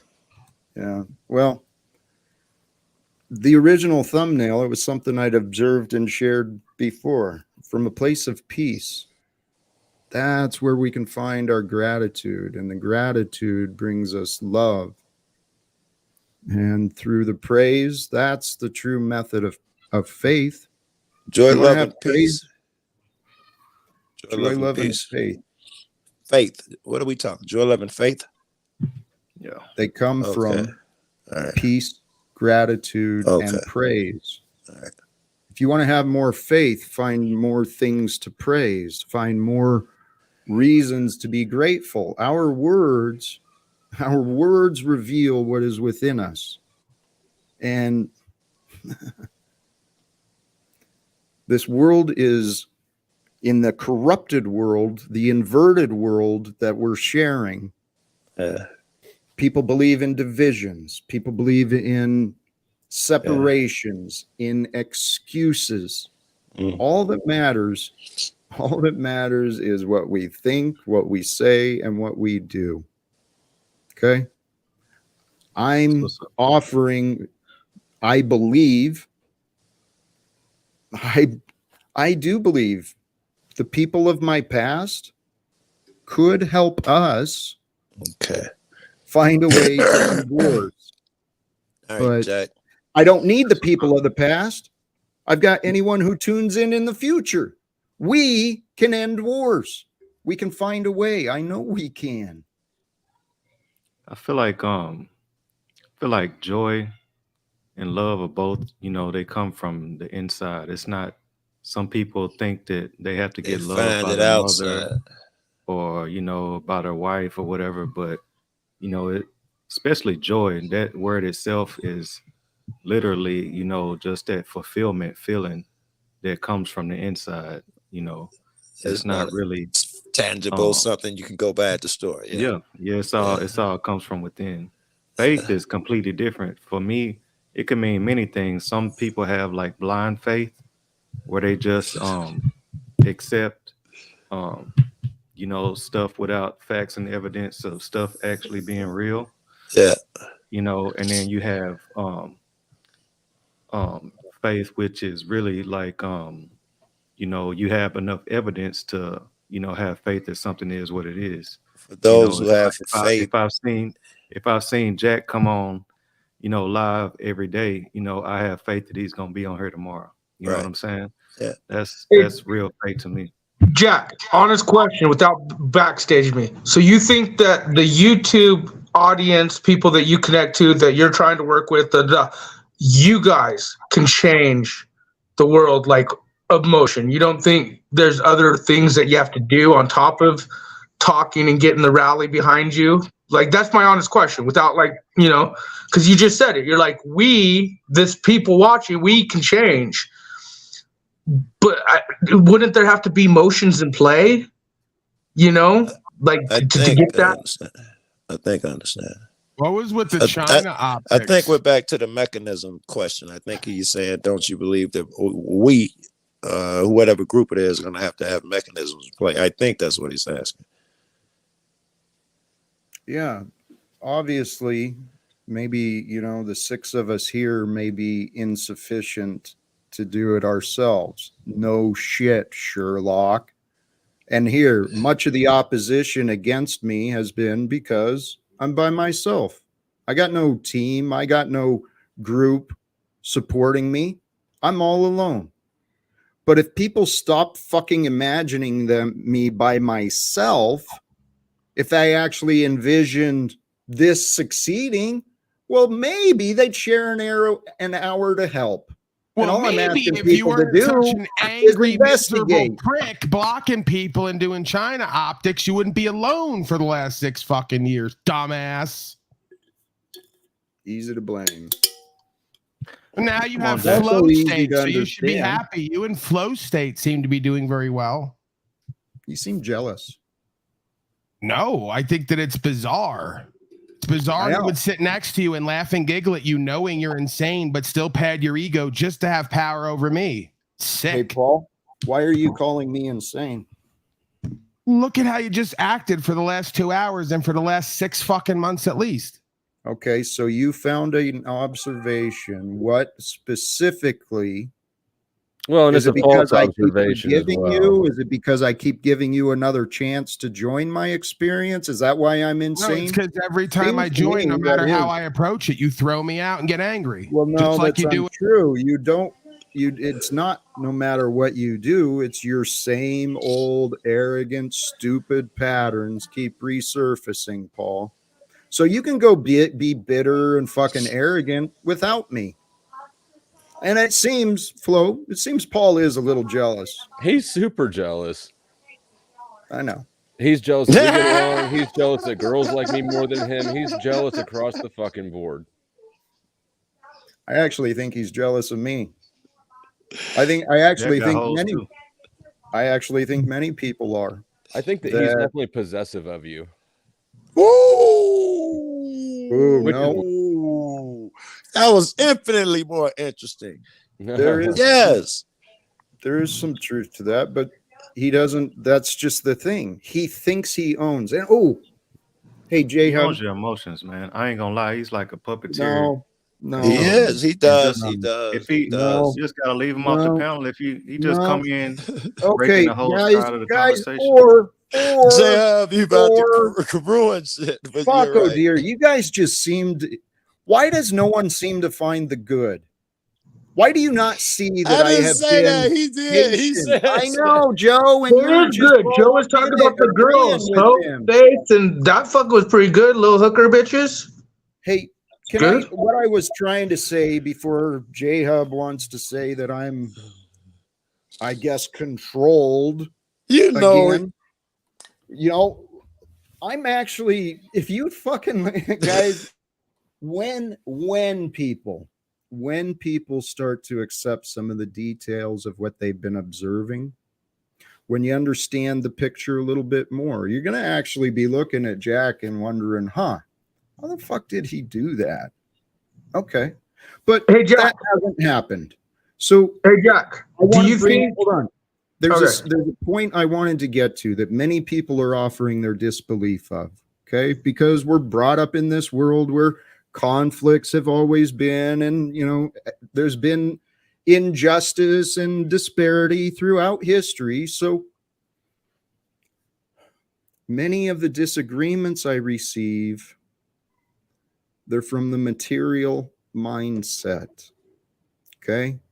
When we raise our ways of thinking into more of a spiritual being, less selfish and more selfless, what we can offer to the world, as people develop businesses and hire on people for teams for the purposes of, this is what we can offer to the world. When businesses do that and employees come together, then we'll have fucking products. Then we could actually have a free market of good things. But until then, people have to be told what to buy, have to be told what to think, have to be told what to fear. Most people are dumb, Jack. Our our systems of, well, the past selfishness of humanity has created systems that have retarded the human species. I'm a nobody. The present system retards human species too. The one we're in now doesn't help you progress. And for the things that we talk about, love, mercy and shit, they're not conducive to the system. Is not conducive to those things. If, for instance, if you go over a stop sign, you go over, the white line, $500, get out the car, blah, blah, blah. It is not conducive to peace, forgiving, mercy. The system is harsh. It's set up for hard things. Right. Laws are necessary. We live in a world created by God, a loving God. Okay, the Father that Jesus spoke of. That's the one I kind of resonate with. But mankind has allowed the satanic fucking systems to be, well, we've got men and women right now serving the military, ready to die for the beast system. They don't know what we know. What responsibility do we have in trying to help educate each other? I love it. I feel a responsibility. I do, obviously, yeah. I mean, it's kind of like a double-edged sword. Like, for instance, my wife has like a braiding shop, right? A braiding shop, okay. Right. Yeah. So she was thinking about starting a YouTube channel where she could teach people how to do different braid styles and stuff. Yeah. So it's like, okay, so are you gonna dilute the market with people with your same skill set, or are you gonna use those skills to make money in this capitalistic system that we live in? That's the issue. It's not a double-edged sword. It's clear capitalist point of view, because the only reason you would want to have it is to make money, and no one else have it is so that you can make money. If you don't have that capitalist mentality, then you're free. Now you're thinking the way I would think. If I learn how to fish, I teach other motherfuckers how to fish, and we all benefit. That's that non-capitalist thinking. But let's say the braiding pays your bills, it keeps a roof over your head. You know what I'm saying? Capitalism isn't a zero-sum game. Yeah. That's only kind. Yeah, go ahead, Jack. What you described, it's actually what someone else identified it. It's a moral dualism that the economic structure has created. This decision, you get a great idea, something that the public and others may appreciate. So where's that line? How much do you give for the service and betterment of others? And how much are you insisting to be received? If we apply the universal laws of offering and exchange, I truly believe the laws are set up. If we go in and with the intentions, this is where the difference is. We can create a business, sharing that knowledge and teaching others. But if we're doing it for the money, that's a selfish reason, and life will be tough. You'll start to resent doing what you're doing, and you become dependent on it, and then it becomes your life rather than a thing you're doing. It's only selfish if you... Keyword, you said life. If we're talking about Verily, she aborts babies, no life involved. Stop. Well, that was no one was talking about her. But look, if the topic. No, you said the word life. The word life. It's an important thing, Jack. Hey, life. Yeah, there's people in fucking costumes murdering each other today called war. They're pretending to be adults. And Jack Talcott's trying to fix it. I know. We don't need to be slandering people in this fucking... Stop slandering, telling the truth. Hey, you're bringing it up without relevance, without context to the conversation. Oh, you said the word life. When you take life away, there's relevance. Imposing the snipe, using an opportunity like this just to lash out and attack because you have a thought of something you learned.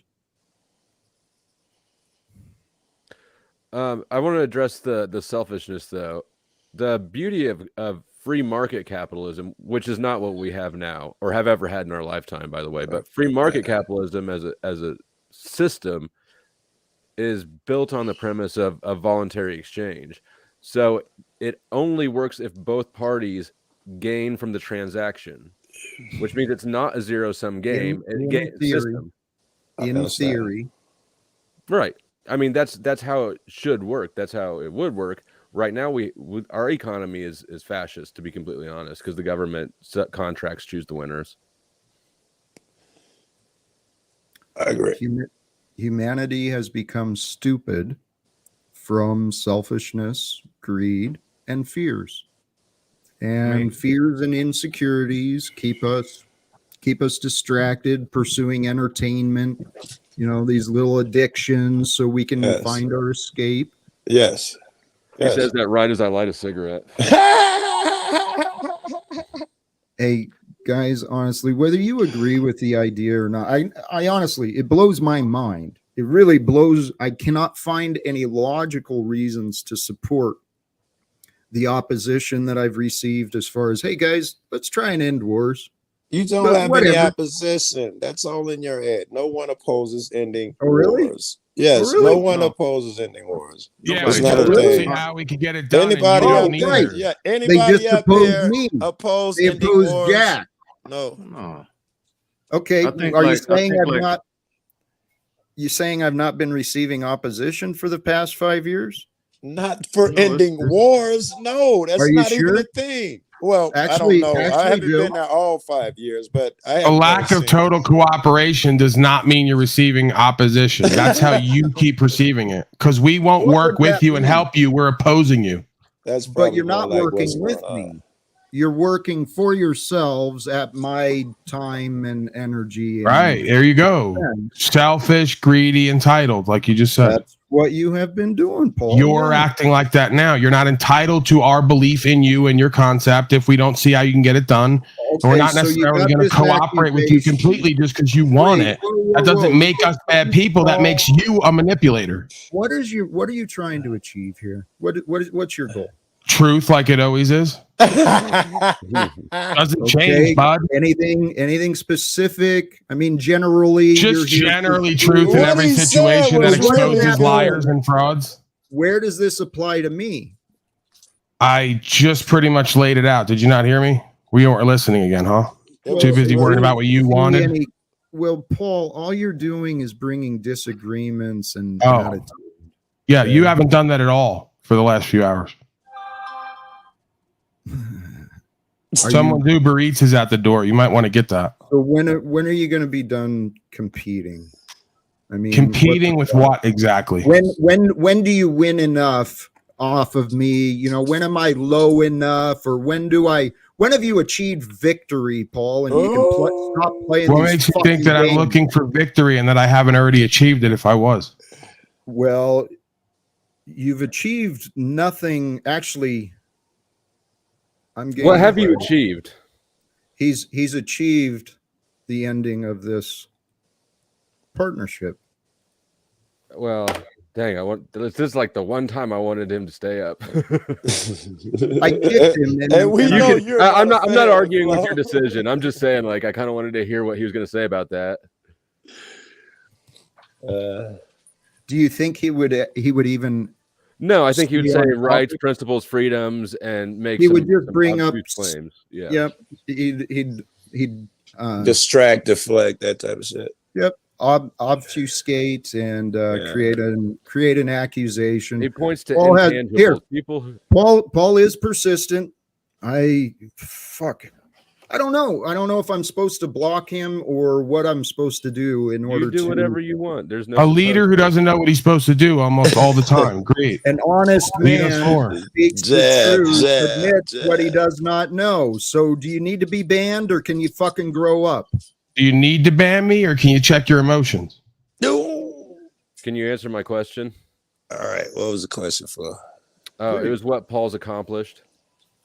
Well, I guess we'll start where we left off last with you, where you held up a $3,000 silver bar. No, we're not talking about. Can I answer the question without 3 council members jumping on me at once? It in context, so we don't. I get it's a broken hoe council. I see that. We all see that clearly. It always turns into that. Just let me cook a little bit, as they say on the streets. Yeah. So financially free and independent, voluntarily. Resonating with the people, doing a live broadcast daily for years straight, 7 days a week. How did you get that financial freedom? How did I get it? Yeah. Did your girlfriend pay for it? You still haven't heard this story, huh? Told so many times.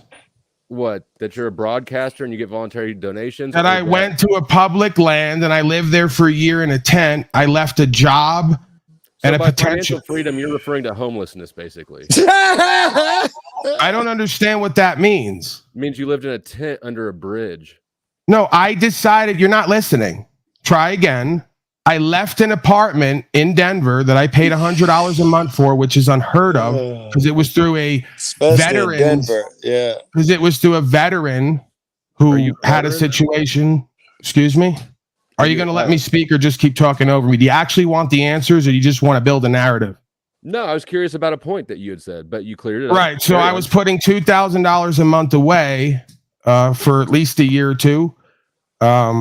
Had little to no bills, lived within my means, and paid $100 a month for rent. I left that in the job to go live in a tent on trust land because I wanted that experience and I wasn't finding fulfillment and value in the day-to-day life.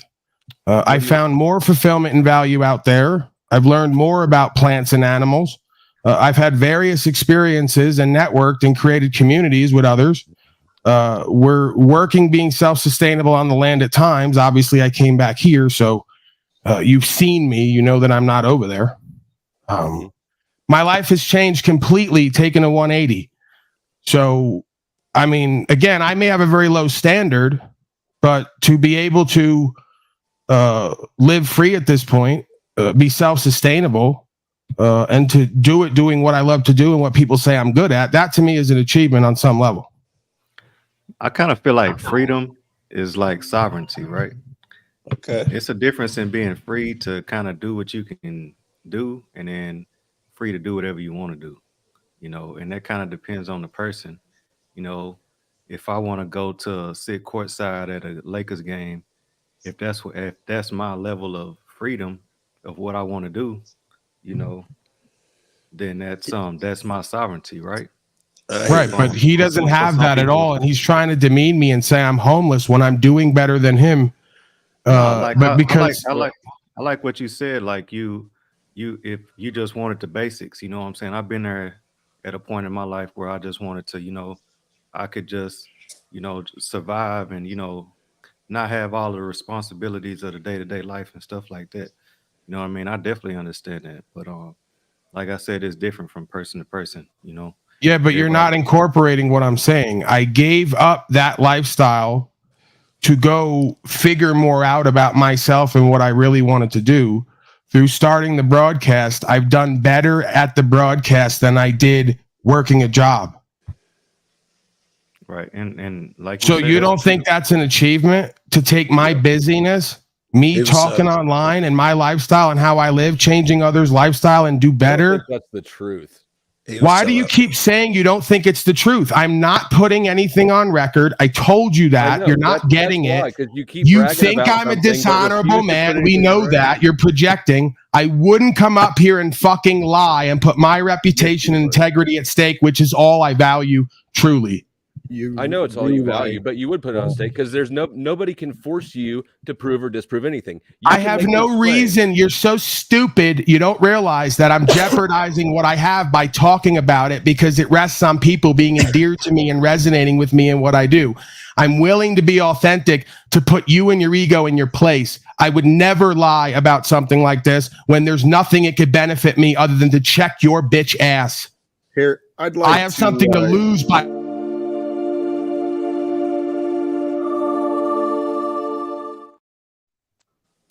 Like to pause the conversation. Oh, it's nice. Yeah. Here. Okay. Thank you. Paul, obviously I have been mixed feelings, mixed choices with you. It was a second guess to bring you up, but flow. The questions about Paul kind of just taking over the show and distracting from the purpose. But there's a question that Flo was asking that I'm wondering the relevance to me. Okay. What have you accomplished with me? Interesting. You're talking about Paul, yeah? Yep. Well, we can never establish that because, again, you're delusional and in denial. So when we go and, if you want, we can go pull the clip like we did the other day. Wait. So what we've done is you've chosen to believe you can publicly accuse me of being delusional and denial. I'm suggesting delusional and denial is Paul Unslaved. Hi, welcome back. So if you want to go, what have I done for you lately? Got it. So if you want to go check the tape, right, like we did yesterday, that showed again that you were all in denial and delusional. It will show me telling you for weeks and months that I think you should start a broadcast and you should do 28 days of Talcott. And then I came over and did it with you and we set a habit.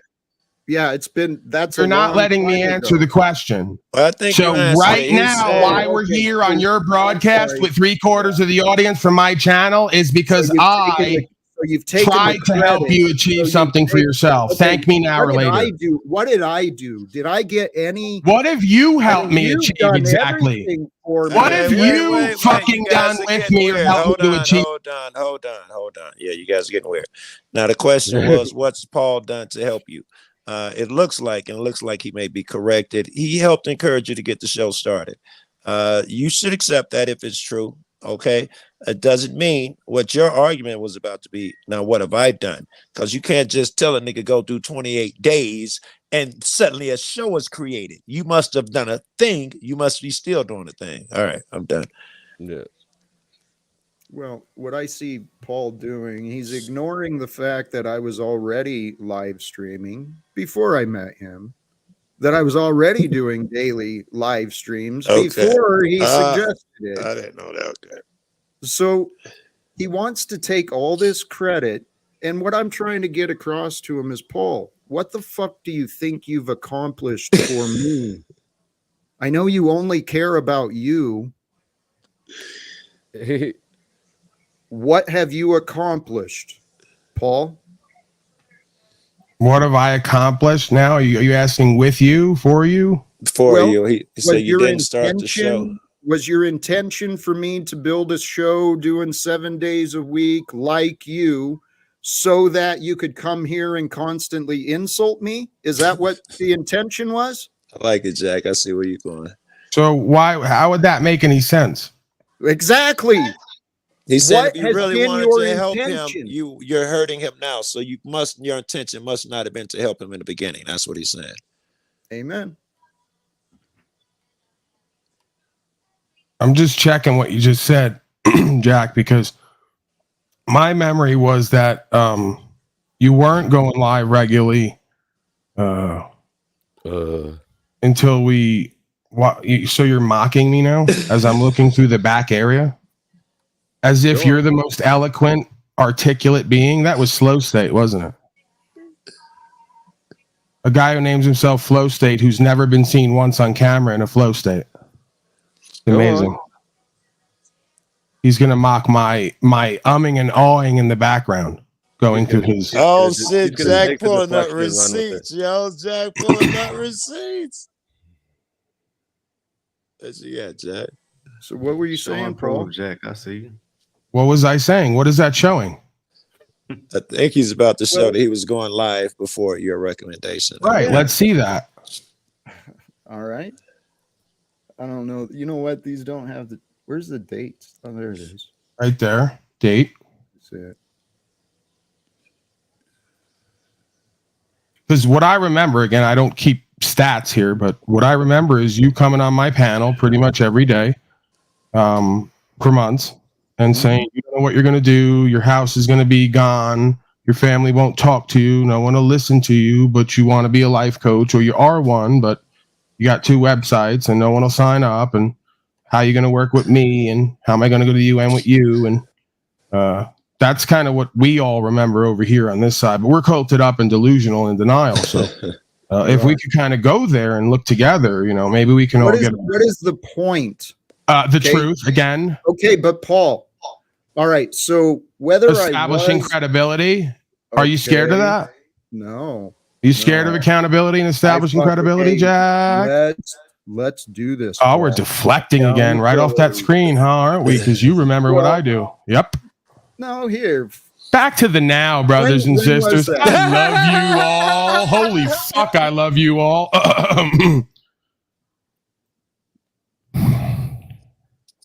Here. All right. We'll go back to... that was really funny.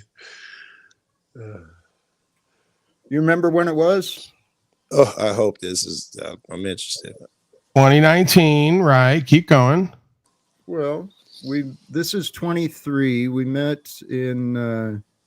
I think it was November of 22. Right. All right, let me zoom in and see what we're looking at. For my conservative friends, some tips on meditation. Looks like this is... I certainly never even know what he looked like that. So October 17th, 26, November, and then December 1, 3, 5, 6, 11, 14, 15, 16. We did meet around this time. I was streaming. And before that, there's huge gaps in your streams, and you weren't doing them regularly. So you met me and then started doing them every day and did a live broadcast, and I showed up and promoted it and brought over 3/4 of your audience. So, well, it looks like he was already streaming. Maybe you encouraged him to go. Yeah, I helped you to achieve an even more successful broadcast than the London bitch who attacks me and backbites me. I was doing videos too. Okay, so. Got it. This bullshit of you take all the credit, you're so fascinating. Of course I can't take all the credit, Jack. You have to show up and put in the work, whatever that means to you. Right. So what am I offering? By your recommendation of me coming on here 7 days a week to be like you, what am I offering? I like it. How is he done? You encouraged him to do a show. How has he done? What is he offering these people? You encouraged them. How was he doing? That might be a different discussion, because I did want to encourage Jack to try something different and try something new and get out of what I saw as a rut, and make different connections if it was possible with people. What I've come to learn through that interaction is that it doesn't seem that's really possible on all levels because of what you see in here today. And it doesn't seem he's offering much, if anything, to the audience. So I may have been mistaken by encouraging him to do what I do, because I don't think he can do what I do. His answer is, what has you done? The response is, you've been nothing but detrimental to these people. I didn't say necessarily detrimental. You said that. See, now you're flipping it. You're maximizing and minimizing. I know. I said that I don't see much of anything he's offering, and that's the report I'm getting from the audience. Maybe you have a different opinion. Have you looked for anything good? We're looking at the wrong channel to see where Jack's content value has been removed to. If you look at Pimp Unslaved, you can see that from the beginning of the live streams, Jack has been the subject of the thumbnails and the videos. Meaning Paul has benefited. Is that what you're saying? Yeah, that's how Paul's benefited. Not in ways to promote Jack. Not in the slightest bit. Promote what Jack is trying to do or the messages that Jack is sharing. None of it has so been. So the thumbnails aren't all made in the same styling and fashion, sometimes even characterizing me as a woman. So what? It doesn't to be comical, interesting, entertaining, to cause a conversation and not be bland and mediocre like your shit. That's the point. You're bland, and you got nothing to talk about without Jack. Oh, according to the delusional person, I do 6 to 8 hour streams 7 days a week for a year, and I can only talk about Jack. Well, it's because the defensive posture again, because he knows he's bullshitting. So the last 2 hours, the first 3 hours of my broadcast have been exclusively just me doing my thing, and then I do the last 2 to 3 hours entertaining his insanity and still giving him audience and attention. You think I can't do a broadcast without talking about Jack the insane? Hello, Paulie. Let Jack get in there somewhere, Paul. Yeah. So I skim through your show often, and even today, you realize I lost a third of my. Even today, you want to paint this narrative that you don't do anything against Jack, but what do I see? He hosts these fucking idiots who don't talk to me, like Wizard, Lou, others who just sit there and talk shit about me. So, Paul, for whatever reason, God brought you into my experience. I'd like it to improve. Welcome, Kim. Good to see you, brother. You'd like it to improve, but what exactly are you going to do to improve it? That's always the question. I'm asking you to look at yourself. You're always asking others what they're going to do to improve your experience. No, that's the problem. Don't twist the words. Listen to what I'm saying. I'm asking you, Paul Laporta, to look at your behavior, look at how my experience might have been with you in my life, and find ways for yourself. What can you change and improve, brother, in you? Change and improve for what outcome? I know you think you're God and you have no flaws. What makes you think that I think that I'm God? Your words. What have I said that makes you think that I'm God? Your arrogance. You're constantly, Paul, constantly. So no specifics, huh? Just a feeling-based argument? No, Paul, it's what the facts clearly show, and I've been trying to communicate. What are the facts? Are we looping again? You just asked her for the facts. You said there's no facts. It's just your feelings, and then you say the facts show. That's your narrative, Paul. Where did I say I think I'm God? Can you identify what you feel? Because you were the one who did a Freudian slip the other day and called me God and then said Paul, and it got real awkward. You called me God as a mistake. You are in such denial. Okay. Paul, can you name a flaw about yourself? Because I think that's a quick test. Yeah. A flaw about myself. Yeah. Haven't we gone over this? We've done this already, like dozens of times. This is a new moment. New moment. Right. So I'm slightly overweight. Nowadays, I could do more to get back to how I was, where I was controlling more of, diet. Yeah, I could definitely. That's like right off the top. Something if I had to go in the world. Fair enough. Hold on. Let me give you more since we're asking. Let me give you more. Are you an egomaniac? Oh, I can't give you any more flaws because he's too busy calling me egoic. Holy shit. This is amazing. Amazing. It's a retard council again. Let's dance, huh? It's a council of retards and dunces. Actually, Paul, let me, this is an observation of what I do believe is right here and now. This is an opportunity for an intervention. Of course. Right. Okay. Yeah. Yep. We can discuss what you believe is real about you. What are you intervening from? Me from what? Is show your arrogance. I don't want to be separated from my confidence you perceive as arrogance.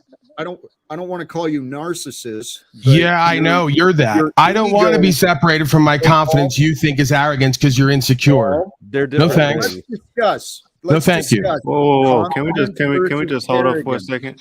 Can we just hold up for a second, guys? Yes. The topic of this show is joy, love, and faith. Right. If we're gonna argue with Paul every day, change the thumbnail to Paul's picture. Right. Tag him, and you know what I'm saying? A broken hoe conference. The topic, Paulie boy for 6 months. So Paul, can you participate in the topic? Can you participate in love and faith? Or should I kick your ass out? Well, I mean, has Paul ever been on a panel that he contributed other than just being egoic? Oh, of course not. I don't have any value. Obviously, I don't bring any truth or understanding or experience. No, come on. Hold on. Actually, I have seen Paul have very polite conversations. As a matter of fact, this morning, you and Wizard, no real arguments, no real insults at each other. You host people like Wizard in your company like their brother, but me? Holy shit! You think you've treated me like a brother every time I come on your panel, or you're constantly interrupting, constantly insulting me? Yeah, never, dude. And you entertain his fuck. Holy shit! I don't insult Wizard over there, and he doesn't laugh it off and move forward. That's the difference. You're a sensitive bitch, and he could take whatever I throw at him, and we just keep flowing and moving. What are you, Paul? I love you, Jack. Joy, love, and faith is the topic.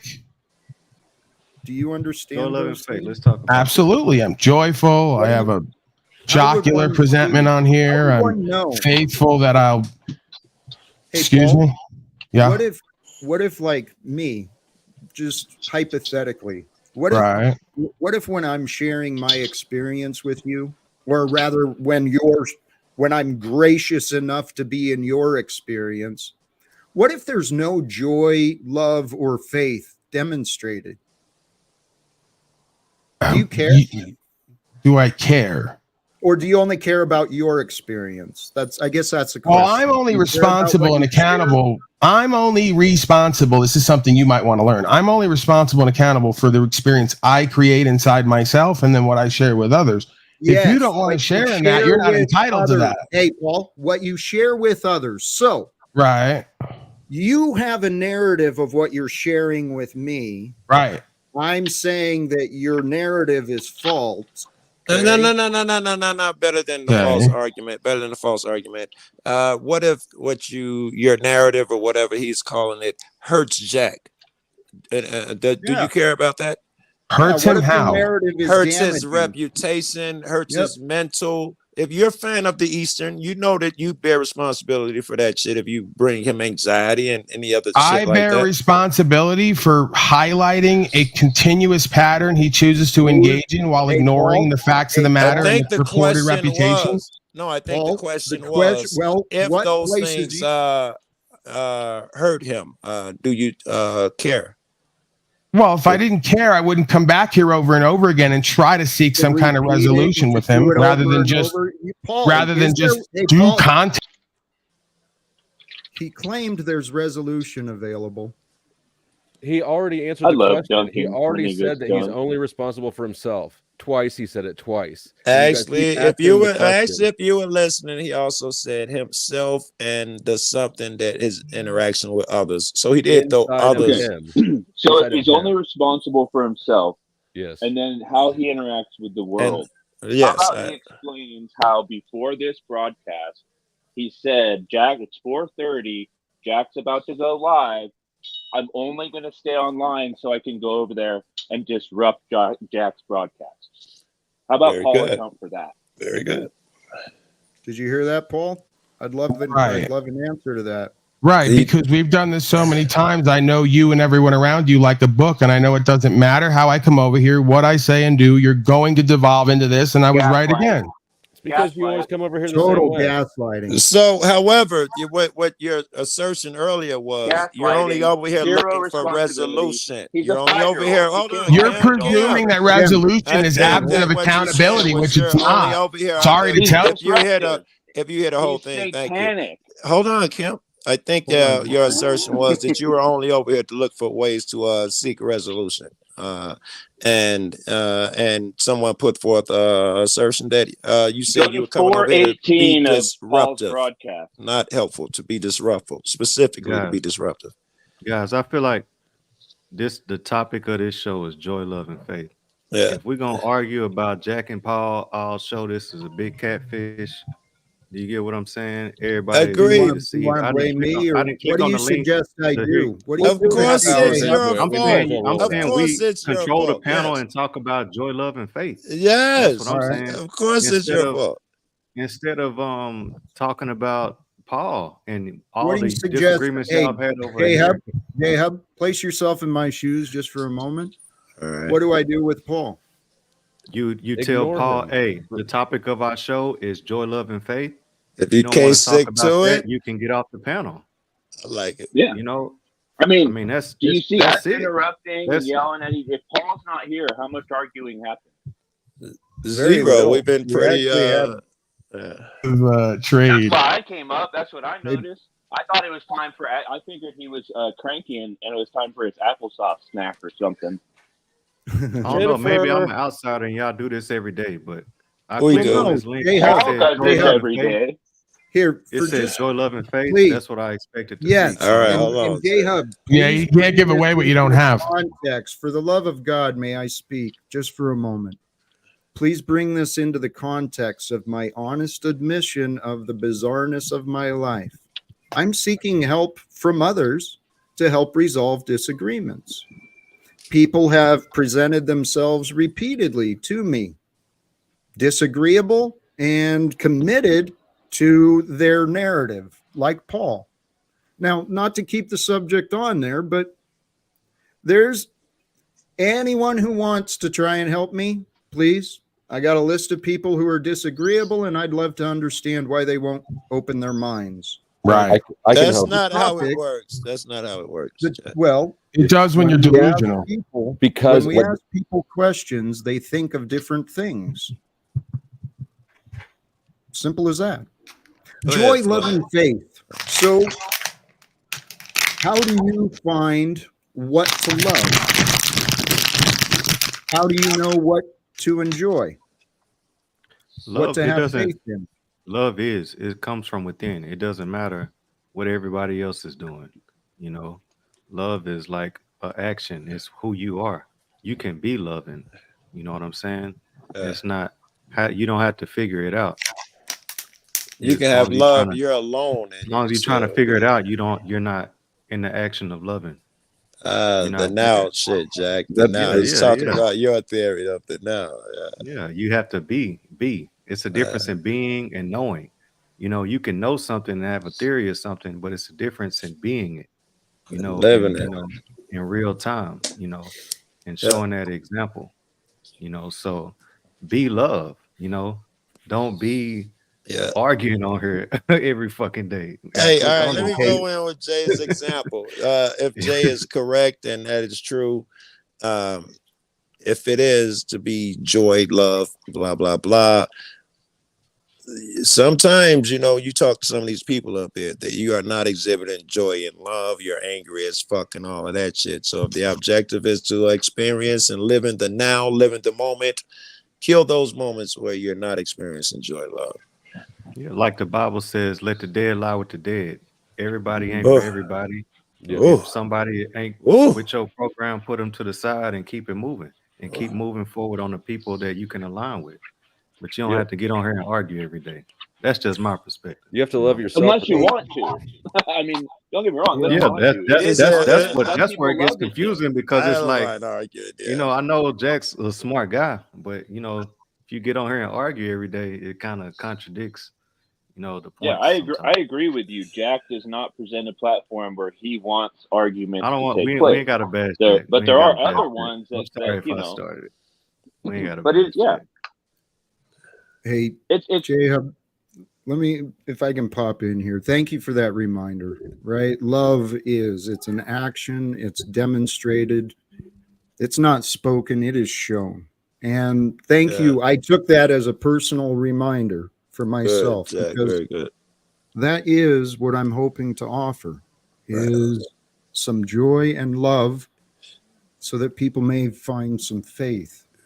Or I've really spent a lot of time listening to philosophical conversations about love, and I've spent a lot of time thinking about it for myself. Love is the energy of life. The love we feel is the love we are. And our minds create these gateways between what we allow ourselves to love and what we allow ourselves to reject. But what love is, for my own path, I recognize the best way to know love is through gratitude. And it's through this practice of gratitude. How do I find gratitude? I got to have some respect. I got to care.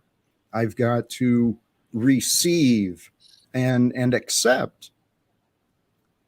Without gratitude, love is absent. Without trust, love is absent. Like, I know Paul's a cool guy, but sometimes he comes in here on one. You know what I'm saying? Already kind of lit.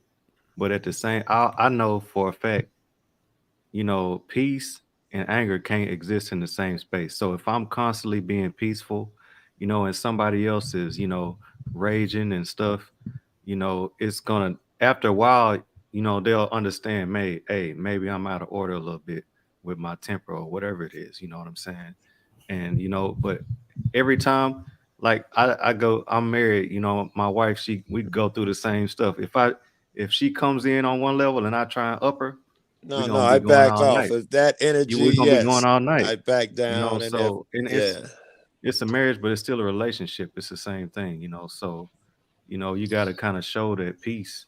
There's a desire to compromise there, though, Jacob. I'm not sure that both of these guys have a desire. Jack would love it, but I'm not sure Paul even is interested in compromise. I was just about to say that. Right. And that kind of goes back to what I said at the beginning. It's like, if it is what it is, then you kind of realize that after a while, but you don't have to keep I rephrase that as, you are not tired of him doing so and so. That's why I got kicked. J-Dub said it better than me, but that's what I was trying to say about you are not tired enough, or you wouldn't be repeating your actions. That's what I was trying to say. Hey, you know what? Bless you guys. Thank you. These conversations, you're spot on. Recognizing myself, I know I am growing, and I keep hoping that I'll find the right words and be able to express peace in the right way. But we live in a world where people are so focused. They're not. Jack, people are so reluctant to. Your peace is not anyone else's responsibility. The hard truth here is, the way out of this is, it's incumbent upon you. If you can't bring yourself to a true peaceful place where Paul and other people don't trigger you, then you move them aside. So either you're going to move Paul aside, or you're going to find a way within you. You stop looking at other people for it to be peace with you and Paul. Right. You'd have to find it with you. Joe, that's what I said. I keep growing in my own self.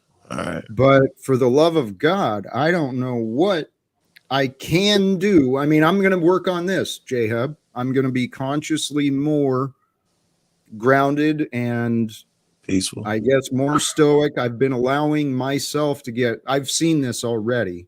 I've allowed myself to drop into these energies of conflict, and that's just my ego. Yes, it is. Let me take it from a different angle. I think that you have to love, if you want to grow in peace and love and stuff, you have to love yourself enough to not let that be sabotaged every day. I like it. That's the line I've been trying to balance. I mean, part of this kicking people from the platform has been so that I get to experience peace. Yeah. I mean, I know I'm like that. I don't allow everybody to come into my life. Right. Absolutely. I don't allow anybody just to come into my space and take up my time. If I don't let motherfuckers trigger me. Anyone can come by. But I know Paul's, I know it's a value he has, but in the current circumstance, the way that this shit's going, it's wasting your time. It's wasting everybody's time to come on here and watch this shit. When I think I'm coming for joy, love, and faith. Yeah, and if you say y'all you're arguing about the same shit for the last, and it makes you look hypocritical, Jack, right? If the title's joy, love, and faith, and you can't fucking talk about it on your panel, it makes you look bad too. Part of that again is in my choices. Yep, I make the choice to open the panel, allow the universe to bring who it does, and I have been asking for cooperation many different ways. Trying to talk about the topics that I want to share, but for whatever reason, this has been my experience. I'm growing, we're all growing, but joy, love, and faith, those come through peace, gratitude, and praise. I am at peace, and I am very grateful for all of you who've joined. Yeah, your peace. Can't Paul say 2 words if he unmutes himself and rob you of your peace? Yeah, that's not okay. I would be grateful for the capacity to enforce my peace. How do you enforce the universe gave you you're in control of this. So your peace at this moment for being able to get this trash out of my life. I like for Paul and Kim to express their views on joy, love, and faith. We all kind of express it. Let everybody talk about the topic. Let's not argue for once. You know what I'm saying? I thought about that, Jay, much earlier while Paul was here. How do I drag him to the topic? And I saw no possible way to do it. That dude is single-minded and determined. I have faith. My man, I love it. Joy, love, and faith. Cam? So put you on the spot? Oh no, I love it. I mean, especially like faith. I mean, I would say I'm grateful. That was one joy, love. Well, I was thinking one of them was grateful, but yeah. I mean, I live in a I mean, I really, despite my demeanor that I can project if I need to, I really live in a constant state of gratefulness to God. I mean, I got a life-saving miracle, and I've had a couple other miracles. Like, so when it comes to faith, you know, and I've said this before, I kind of got an easy route because I've seen God give me supernatural experiences where I really don't need faith. It's literal belief. I totally understand you. Yeah, I totally understand you. Yeah. No, that's Paul? great. Yeah, I concur with Kem. Now I think we're coming to an understanding. Fair enough. Well, it's too simple. It's a short conversation once we all agree, huh? It worked. That's the problem with agreeing. See, faith. Jack was right. Faith. That's all it took. It's a short conversation. You know what's actually funny is I actually, in thinking about it, even though it's funny Paul said that, I actually do believe him. I do just think that we are coming at it from different angles. But hearing him talk, you know, he's not a Christian, but God did do something in his life and didn't kill him yet for a reason. Paul? Well, his assets and shit are clear. True, Wait, if you take Jack up out of this, Paul's suddenly a asset again. He can't behave around Jack, but I see him every place else, and normally that motherfucker's gold. Paul? Where? Yes. You guys, I have a solution to all this. If Paul and Jack work together to end a war, then they'll be cool.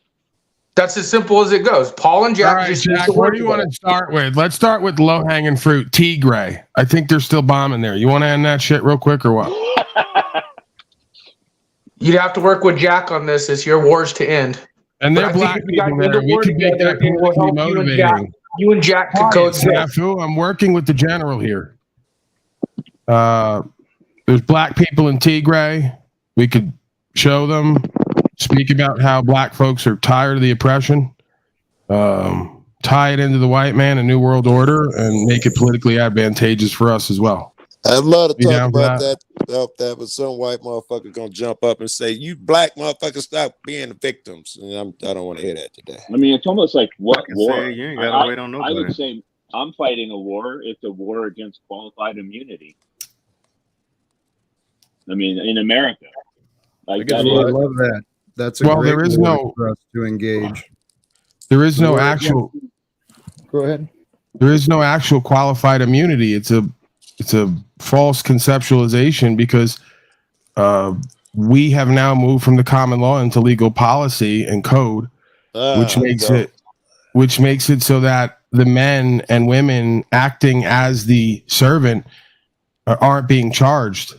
They're trying to charge the agent, the entity. All right. That's why they say, "What's your name?" "Oh, Smith 0016." The entity. So they've created a commercial entity, making it such that you can't actually get any kind of criminal charges on that entity. All you can do is sue them and get compensation. But the original system makes it such that if we went at these people in a court of law, a real court of law, you would charge the men and women who are responsible, acting as the servant. You can't just put on a costume and get in a corporate capacity and say, "I'm immune from my discretion." That's ridiculous. Yeah, I mean, I agree. Yeah, I mean, 100%. Sounds good. And because I was thinking, well, what about the cops that get charged?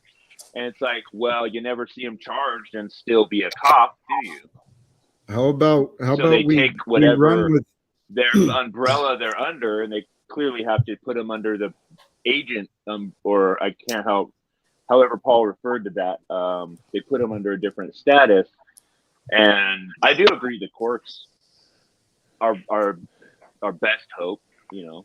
Yeah. Shit, I was finna go get ice cream, but I want to argue that shit. No, I'll argue it later. I'm gonna go get ice cream. I'm gonna mute my mic. Fuck your ice but cream. I'm still here. Loser ass. I don't disagree. I don't disagree with any laws. Most laws that are on the books. So anybody, most of the time, people that's committing. All right, I guess I can't go nowhere. Yeah. This shit. Hold on, Paul Jack. Would you anybody mind that's committing crimes in the United States? Please, I'm begging you, Jack. 99% of the time is unjust. Joe, cool. Well, you relax. You've been around that white woman so much, you're acting like one. Relax. Say really, you would agree that I deserve that $500 for that fucking U-turn in Los Angeles? If you ran the light, you know. I did the U-turn. You agree with that? Yeah. Get him out of here, Jack. This is obscene. Go ahead. Listen. Look, you see my face right now. Everybody else. Yeah, I'll zoom in. Yeah. Cops be seeing this shit. Everybody see this shit, and sometimes I get a bad rap just because of how I look, right? Yeah. Dreadlocks, fucking black guy, right? Yeah. So I already know that I gotta act a certain way so that I don't get that same attention. You were saying something earlier about agreeing with the laws. I think you're straying from that right now. So you agree that I'm a criminal if I'm smoking weed in Chicago and I cross into Indiana? If the law says I am a criminal. Listen. Yeah. If the law says that you shouldn't smoke weed, you shouldn't smoke weed. There are a lot of places in the United States. It's not a law, sir. It's not a law, sir. Supreme Court has shown over and over statute, policy, and code is a corporate structure. It is not law. You're conflating jurisdictions. Paul, that sounds good. My ice cream. Paul, that sounds good. I think you say about Mr. Law or Mrs. Law. If you're in the wrong place and you smoking weed out and about and you want to argue those talking points all you want, they're gonna pull your ass over. They're going to lock your ass up. I'm not telling you what they're going to do and not do. I'm telling you that you keep repeating a reality that's not true to the definition. All right, I'm out of here. This is like fucking been ridiculous for too long. Go ahead, Paul. See you later, Jack. I thought this was your area of expertise. Well, I was actually That's why he's running off, because it's not. Would you guys please? I did that for a reason. Okay? Because I actually wanted to come back to the question that was a long time ago about finding and ending a common battle, right? Ken brought up that immunity. Qualified immunity. Then everyone's got it. Okay, now we're back. Thank you. The common enemy there is the principalities, the rulers, the structures that support this delusion of authority. When men and women are accountable for their actions, when they are in costume, out of costume, when they're at work or not at work, online and offline, when people become accountable for what they say and do with each other, our world will drastically improve very quickly. Who's going to hold them accountable, Jack? Are you? The truth, the community does. Yeah, Tribe, I got you. I know you. Hey, Tribe, I know you came fired up and ready to fight for Paul. I came for a different reason, Jack. So you're wrong. You're totally wrong. Your reason. Share your reason. My reason was about something about ending all wars, which was originally what you were talking about. And it seems to keep coming back to that. And I had some new information for you that you haven't even considered. But it's up to you whether you want to hear it or not. I'm not going to impose. I was just offering it to you. But your presumptions might get the best of you. Let them. Sometimes they do. So please, if you can find forgiveness for my assumption, prove me wrong. Show me that you've got something to offer. Sure. Please. Are you familiar with Nikola Tesla? Oh, I heard you going on about that. Yeah, his method of opposing wars is to build the death rays. So each nation is so armed. Okay, nope, wrong again. You're wrong. Okay. You're wrong. I've never said that. So your presumption, once again, is wrong. Feel free. Please educate me, Tribe. Sure. Educate us. In fact, you know what? I think would be good for you, Jack. I could read you his exact words. He said that it was actually the second problem is how to reduce the force. retarding the human mass, right? It's the art of teleautomatics is what he spoke about. He's saying, as stated, the force which retards the onward movement of man is partly frictional and partly negative. To illustrate this distinction, I may name, for example, ignorance, stupidity, and imbecility as some of the purely frictional forces or resistances that are devoid of any directive tendencies. On the other hand, visionariness, insanity, self-destructive tendency, religious fanaticism, and the like are all forces of a negative character acting in definite directions to reduce or entirely overcome these dissimilar retarding forces. Radically different methods must be employed. What did he suggest? He says one knows, for instance, what a fanatic may do, and one can take preventative measures, can enlighten, convince, and possibly direct him, turn his vice into a virtue. I like it. But one does not know and never can know what a brute or an imbecile will do. And one must deal with him as a mass, inert, without mind, let loose by the mad elements. A negative force always implies some quality, not infrequently a high one, though badly directed, meaning like intelligent people could be really badly directed, which it is possible to turn good advantage. But a directionless, frictionless force, back again to imbecility and ignorance and stupidity, involves unavoidable loss. Evidently then, the first and general answer to the above question is turn all negative force in the right direction and reduce all frictional force. Transmutation, baby. Transmute. Are you following me here, Jack? Into positive force. I love it. Tesla's a lot smarter than me, and he may be more intelligent than you too. So let's proceed. There can be no doubt that of all the frictional resistances or relevance is, I mean, what are you intending to do with this information? End all wars. Here, that you listen, end all wars. I'm getting to that. Listen, So you're going to use this to end wars, or you're just doing this to be an interruption? He's about to state it now. Can I get to the conclusion? Just about there, I'm Jack. asking you to explain yourself, but I'll continue waiting. Go ahead. It's Tesla's words, not mine. You know what he's doing. Let him play. There could be no doubt of all the frictional resistances that one that most retards human movement is ignorance. Not without reason said the man of wisdom, Buddha, ignorance is the greatest evil in the world. The friction. Am I still on there? Yeah. The friction which results from ignorance and which is greatly increased owing to the numerous languages and nationalities can be reduced only by the spread of knowledge and the unification of the heterogeneous elements of humanity, meaning the dissimilar elements of humanity. We all have different elements, but we need to come up with some unification of it, right? And a spread of knowledge. Yeah. No effort could be better spent. But however, ignorance. Do you believe in God? However, ignorance may have retarded the onward movement of man in times past. It is certain that nowadays, negative forces have become of greater importance. All right. Among these, here it is, Jack. This is it. Among these, there is one of far greater moment than any other. Are you listening, Jack? It's called organized warfare.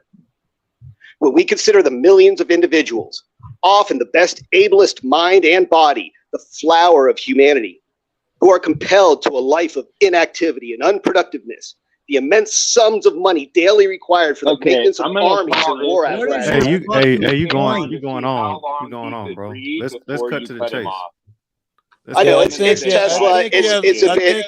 I know it's highbrow. Listen, I'll let you guys get back to drama. I just wanted to throw. Here's the point. You're such a deep shit tribe. I wish you would meet me on the panel. Wait, guys, relax because a little bit. You're a coward and a bitch, and you have no intelligence. Don't come up here again unless you want to have it out with me. I'll check this Right out, through your Camp. childhood I'm a little fan of bullshit. God, right? I'm a fan of God, and that And you got the transmutation. belief in God, Hey, wait, so why wait. would you listen to What someone about that the doesn't even believe in transmute? God? That shit that he just said, right? You transmute the negative energy into good. I think he was on to something. Yes, we all recognize he come up here negative, the troll dude, and tell him the war is out of way to go, blah, blah, blah, blah. But we can transmute that shit. Jack was asked how to end wars. Nikola Tesla was saying you do it through ending ignorance. There was something to be gleaned from there. Yeah, and exactly like you said it in 2 sentences. That's why he's an idiot. He came up here to disrupt and read. He probably was like, "Watch, I'm going to go up there and read, and I'm just going to keep reading and keep telling them that it's almost there, and watch see how long till they take me." Like it's such a fucking. That is funny. That's hilarious. I just feel like we not are even being funny. disingenuous. That's a Man. thief. Try this. Oh, I love it, He Jay. just came up and I stole time. He has one fucking point. He came up to steal time. Go ahead. I feel like we are being disingenuous, man. All of this love and peace shit. As long as there's people out here that say, Jack, if you want to change the world, and it's a group of people out here that say, Jack, I want your house. You know what I'm saying? Yeah. I want everything in your house.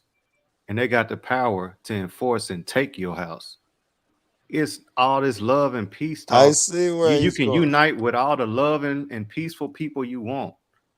But if these people want to come take your house, what are you gonna do about it? All right. There has to be Jay, there has he has to be a point. force. Hold on. Let me take over for a second. People always talk about the Bible and they say love and the Bible says love and peace. You missed the whole Old Testament. The whole Old Testament, it was the Israelites was going and taking over people, and they say, God told me I want your land, I'm gonna come take it. God said I want this land, I'm gonna come take it. You missed that whole point of it. That was the God of the world. That was deception. So that's not the same God that called the Messiah.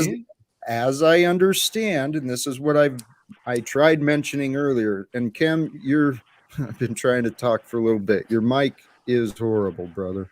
Yeah, I just changed it. Is it any better? Yes. There's a lot about history that people do not know, and we can find all sorts of examples of history, why people are corrupted and why they can't be trusted and why you should even fear people. And that's what Jay, with respect, that's what I see you doing, because you're saying love won't stop the state from coming to take your things. You're right.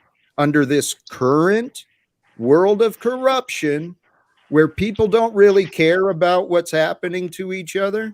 There was stories back in the Depression era when workers were really trying to gain some rights. I saw stories where communities would come in and prevent watch your mic, whoever chewing the TikToks and shit. I saw in the past communities did come in to stand up against the corruption of these banking industries. But, there's exceptions. And in the past, it's been the exceptions who come together and stand up to help right the oppression, to help right the injustice. All right. Okay. You just brought it back to his question. Who's going to stand up to the U.S. military? I just need that question answered. I think, okay, like if I could encapsulate. Is talking about the federal income, the federal, the banks and all of that stuff, all of this stuff that's already set up. It's not, if you look at this country, George Washington was a general who took over this area, who took over the 13 colonies by force. It wasn't by ideas or YouTube videos. Do you get what I'm saying? And he established that was the past. That was the past. It's been the past for the entire life, the entire written history. It's always been people who won wars. Right. God bless. I appreciate the perspectives and the opinions, but you can sitting here listening to all the reasons why the people don't believe. I don't need that. Okay, I'm offering this. He just gave you a dose of reality here. You do need that too. I'm offering the belief that we are a part of this generation that can interrupt the cycles of abuse and the trauma and oppression. We men like me, there's many people, men and women alive today who know how to heal, how to help others overcome their trauma and heal their karmic darkness that they've been carrying. So we are here to bring the new.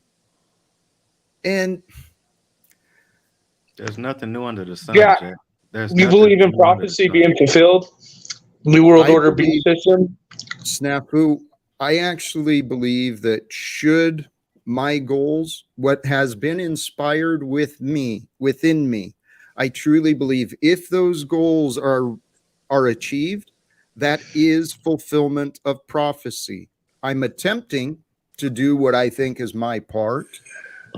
So, well, you know what? You said a key word. You said that we could not stop, but we could like be a roadblock or something like that. I forgot exactly. I'd have to rewind it what you just said, and I agree with you 100% on that. Now, just like J-Hub was saying, the military-industrial complex plus everything else is too deep, to completely. But we can definitely put roadblocks in it. And I just want to say, what Tribe was doing, it seemed like Tribe asked Chat GPT AI, and he was reading it from that. Tribe is not that smart.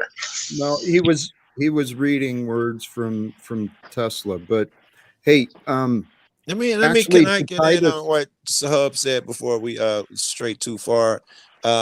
He was saying about violence. Somebody may come in, you may have to fight, do some violent stuff, and the nation was built on violence. In fact, every civil rights and all that was built on violence. But let's not forget Gandhi.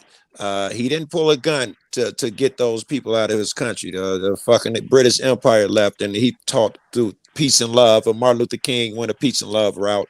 So there's something to be stated for the where peace Martin and Luther love King shit at? Well, every motherfucker's at from that age, underground. Exactly. To tie Where's every Where's every fucking disciple at? All of Jesus disciples. No, that's my point. They killed all of the disciples. They put Martin Luther King, Malcolm X, they put them on the cross, hang them up there. Martyrs. They're martyrs, and they rewrite their stories and tell it how they want it to be told. Everybody on this panel understands that. Hey, brother, that's the excuse I've heard from people who are literally attacking me. Okay. This happened to people in the past who tried doing this, so then they want to insult me and fucking make my life more challenging.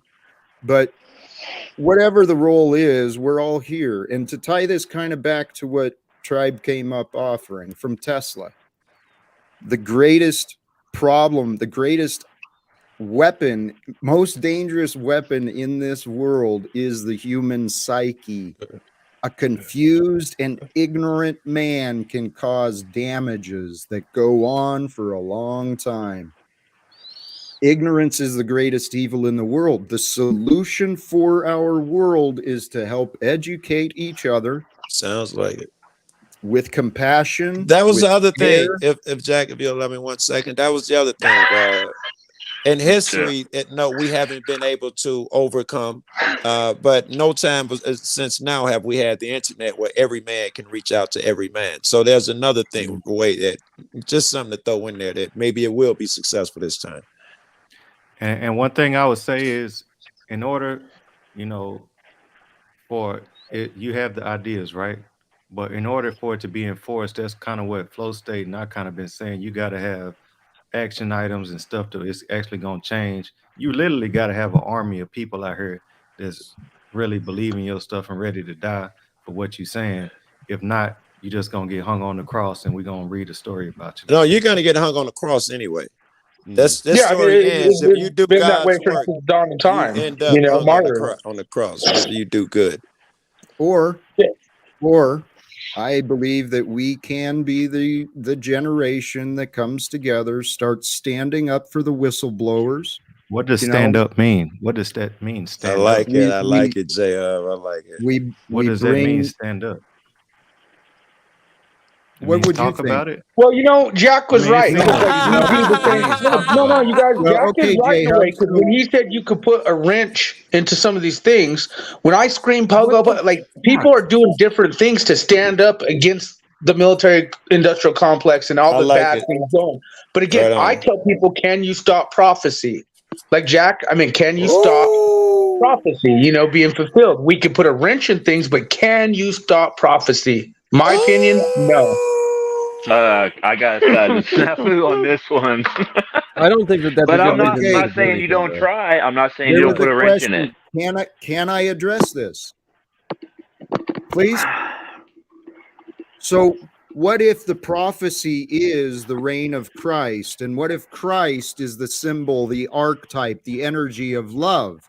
So, what if we are here simply to accept the Christ, show the Christ, bring peace to this world like children of God, respectable, dignified human beings?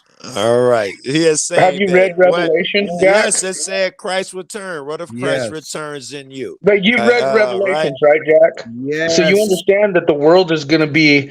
I understand your deterministic and many people's fucking set fixation that the world must crumble before it gets better. All time is now. The world has descended. I actually believe the light. I believe the light has already won. And what we're waiting for now is for the good people to recognize their own freedom, their own sovereignty, their own capacity for love, their own ability to exercise their rights of expressing what is true. And what is true is, in my Are we really mind, waiting humanity. on them? Or are we going to make them? Humanity deserves peace. So as what I have been attempting to do, and I'm sorry my results have not succeeded yet, and I'm sorry I don't have groups of people with me saying, hey, yeah, you should listen to Jack.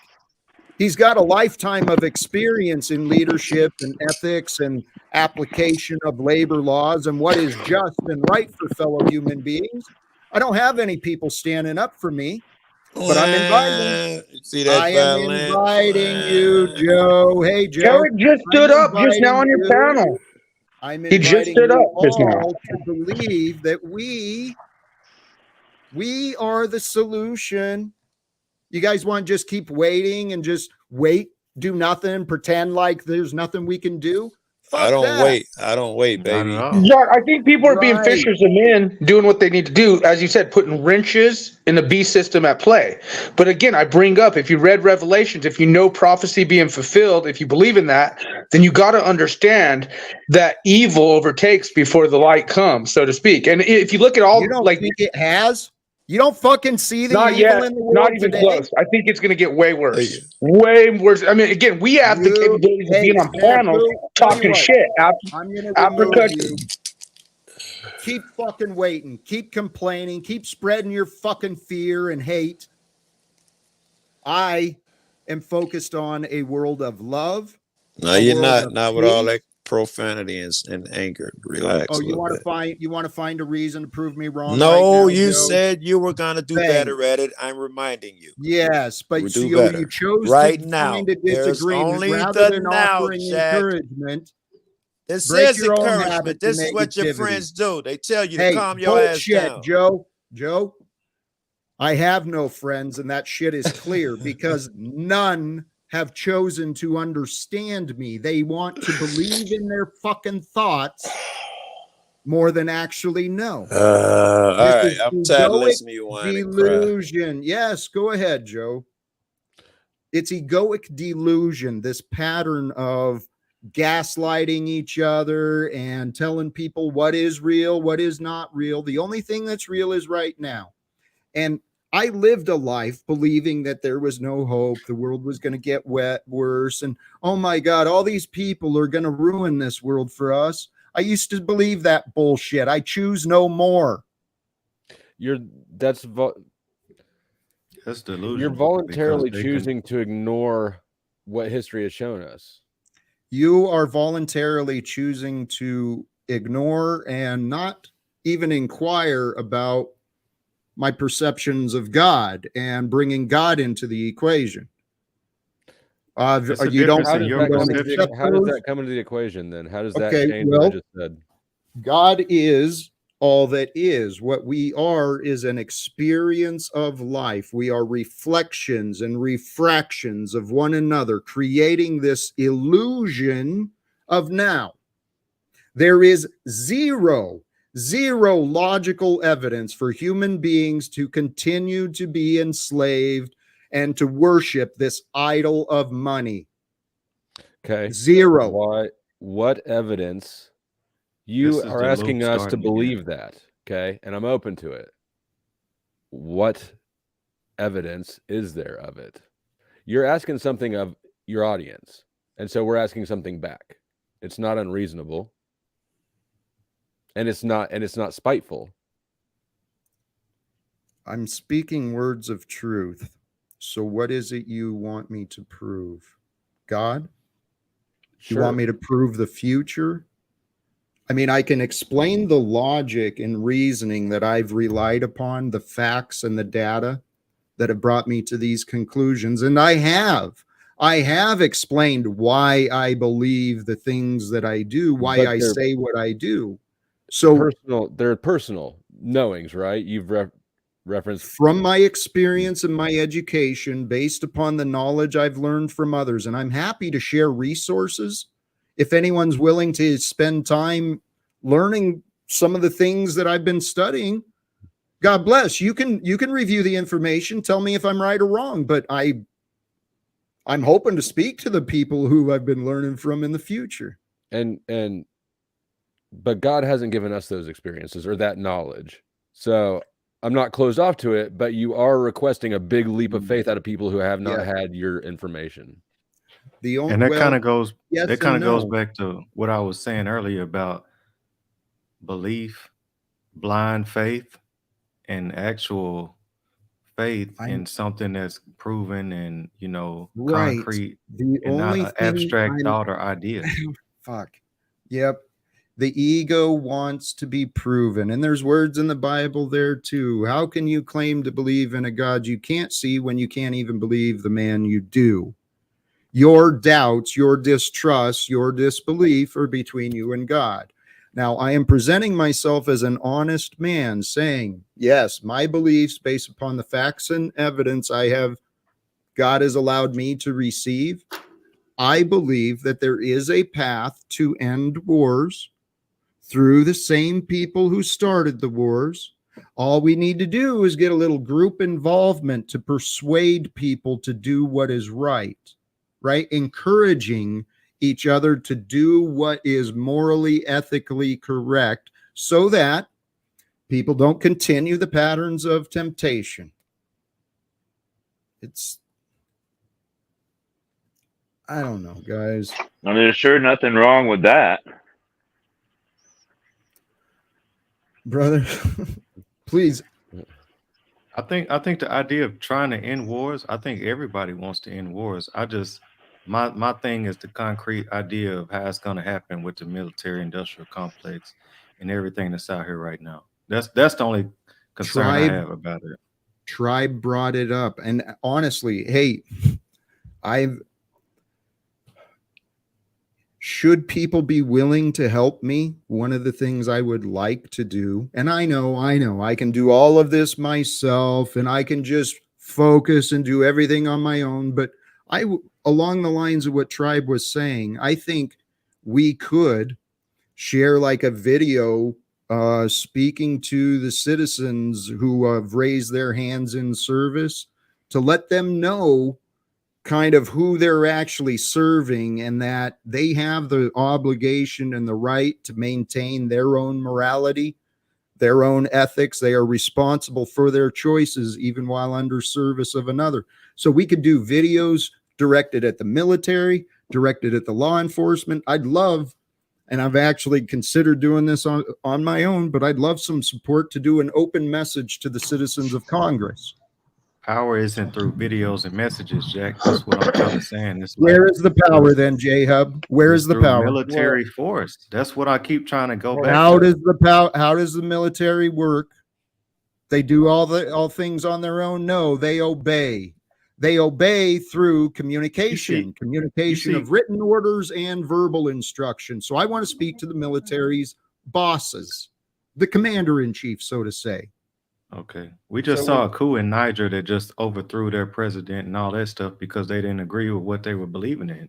That was probably us. It's whoever is in control of the military and stuff like that is really in control of, in control of things, as long as the people in power say this is what they want, it's the same thing with what y'all were kind of saying earlier, like with the police and stuff.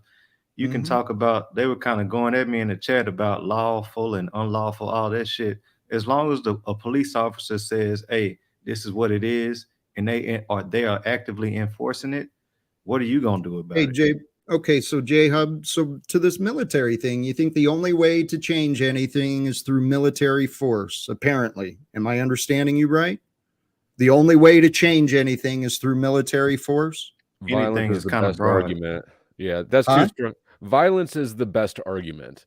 Well, Jay, I mean, you raised a disagreement to me that communication and talking to people, my idea of educating the people who are involved in the military, you brought up a disagreement. So the only way is through the military, the power. I'm saying those. So what's the solution? Do you see no hope? That's why I'm raising my family and, trying to do the best I can, because while everybody trying to change the world, change the military industrial complex. So you don't have an answer. So you don't have an answer, but you want to disagree with the answer I offer. That's what I'm seeing. I mean, I feel like it's kind of a easy disagreement to say that you can just make a statement to say, hey, we can change the world by, just talking to people. And that's never how anything has ever been changed throughout history. Bullshit. What about classrooms? People are transformed daily through communication, through education. It's not just oppression and beating people up, punishment. There's new ways. Actually, it's not. You've said it earlier, I think that's a little bit more subtle. Nothing new under the sun. Nothing new under the sun. Peace is always available. You said Gandhi. You mentioned Gandhi. We have over 5,000 years of recorded history. Tell me who controlled anything through peace. Who led with peace? So what? Why do you think that's important? You think the past controls the future? It's what we learn. I think that if you saying, hey, we coming in peace, and it's 10,000 people coming in peace, and it's 1,000 people with AK or AR-15s or whatever, they control what's going on. It's not you and all these people. J-Hub, my patience is getting frustrated because I don't know what is so difficult to understand, but you're right. Okay. Yep. You're right. It has been commonly known for a long time. Half of the working class can be hired to murder the other half of the working class. So you're right. As long as we've got people believing that money is important and that they must obey, or they really don't care about other humans, we're going to have a military that is potentially the cause of further oppression. And guys, I don't want to argue anymore. I know that peace is available. I know that I trust, whether you guys believe me and want to join, whether you want to help, you can believe I'm delusional and leave me all alone to continue my rantings of peace on my own. Or if you want to try, people who know me could be helping, and my goal is to help others. So I actually think this lifetime, because of the chaos of the world, all the suffering and all the craziness that's going on, God has created all of us opportunities for our characters to shine, right? You help someone in your community improves. You guys, here's some help for you, Jackie. Nothing causes fear in gaslighters more than the feeling of abandonment. Remember, gaslighters don't have any real power over you. Remember that, Jackie. They're frustrating because they're very selfish with our time. Jack, when you mentioned the schools, and I'm kind of with J-Hub. Think about this, okay? You got the Tucker Carlsons, you got the freaking Alex Joneses, you got these people with mass audiences, whether they're for or not, right? What change do you see them making? You know, even just talking, I kind of agree with J-Hub. Even for like schools, say our education, like you're like, we're going to implement different ways of schooling for your children. You're going to have to do that by force because the people who are making the money, the people who already have these contracts, the people who have it already in, aren't going to just let it go. You're going to have to make a change to change their mind. Their mind's not going to change unless you, as time has shown, just like J-Hub, the military, that's why I say we are in a police state world. Now you could put wrenches into things. That's why I said what you said is absolutely true, Jack. You could put wrenches in it. You could be a fisherman. You could do everything you can. But I think it's way past that point. That's all I'm saying, Jack. I kind of agree with J-Hub here. And it's like you said, I need people. Well, think about the people who have audiences million times bigger than you. Do you see them changing? I take that back, Jack. I kind of take back everything I said. It's like I feel like only way it'll change is if you come into power over this government that's already got military and stuff, because nobody's gonna believe in you and listen to what you say unless you can actually enforce what you have the power to enforce. It's not because they're not gonna lose. Yeah, they're not gonna want to lose their money, just gonna give up and say nobody's gonna have a bunch of guns and military and missiles and all kind of stuff and just say, hey, you know what, Jack's right. We just gonna give it all up to Jack. You get what I'm saying? That's the only point I'm making. So if we can find a way to where you can become the president, you know, or something like that, and then you make the right choices in that position of power, you know, then there can be change. I don't just see it. Well, I mean, even look at some of the world's biggest militias. Look at some of the world's biggest militias, Jack. Snafu, final words? Well, I'm just saying this is a great topic, and I don't want you to get angry about it, Jack, because I encourage you to put the wrenches in the beast system. Everyone I encourage you. You know, I'm doing my part with what I'm doing. But J-Hub and Flow State and me, we're just trying to, like, we're telling you, you can't have someone who's making billions and billions of dollars, like, for instance, the school system, right? And now you're seeing the agendas pushing the school system, which some of us don't agree. Can they change that? They're not going to change it without, like he said, you either control the military complex or have an in with them, because it's all about money and force. And that's what the world is. It's always has been, even since Greece, you know, the fall of Rome. I disagree to an extent. All right. Thank you for your final words, Snafu. Any others? Are we shutting down the panel, or are we just shutting down Snafu? No, I'm feeling I'm going to go reflect and meditate on this day again. All right. Well, I'll give my final thoughts on it then. It sounds to me like where the world is at right now, the best way to achieve what you'd want to achieve is to change the way people think about things, is to change people's mindsets. Everyone's responsible for their own thought patterns and belief systems. And this is what I've been encouraging since I started doing videos. Change the way you look at things. The things you look at change. It's time for us to change this fucking world. Change the way we see ourselves so we don't feel so helpless. So we don't see ourselves as trapped in the patterns of the past. Let's push our minds into the future that we want to see. And I think that we need to provide people with new information instead of scold them into change without providing them new stuff. That would be wonderful. Guys, my last thought. Do I get final words? Right. Please and thank you. See you. I agree with that responsibility is the crux of it, if that's what I heard you just say, Jack. And, you know, I'll just circle back around to what I was saying before on the war I'm trying to deal with is there's a class of people in this country that aren't held to any, aren't responsible for any of their actions. They can murder with impunity. and we need to hold them, make them responsible for their actions so that they are present in what they're doing and don't feel like they can act and just harm other people without any consequences. So, and qualified immunity. And while I agree it's a big thing, like Paul said, but some states, I think New Mexico, Colorado, have made measures towards it. It starts with a mental change. And when you guys were talking about war, like, yeah, look, here's the statistic.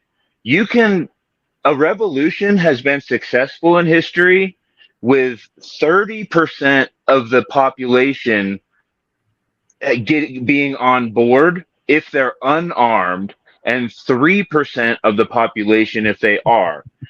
I used to really be for the 3%, but I'm coming more around, especially with the unqualified immunity. I'm not saying go do it by gunpoint. I'm saying do it peacefully, and if we can get more than 30% of the people in the country to change their mind on things, then, to be quite honest, that's how men enforce the rights that 30% wants enforced. So if they take over, while it's a big one, I see that, yeah, that is a possible peaceful solution. Kim, thank you.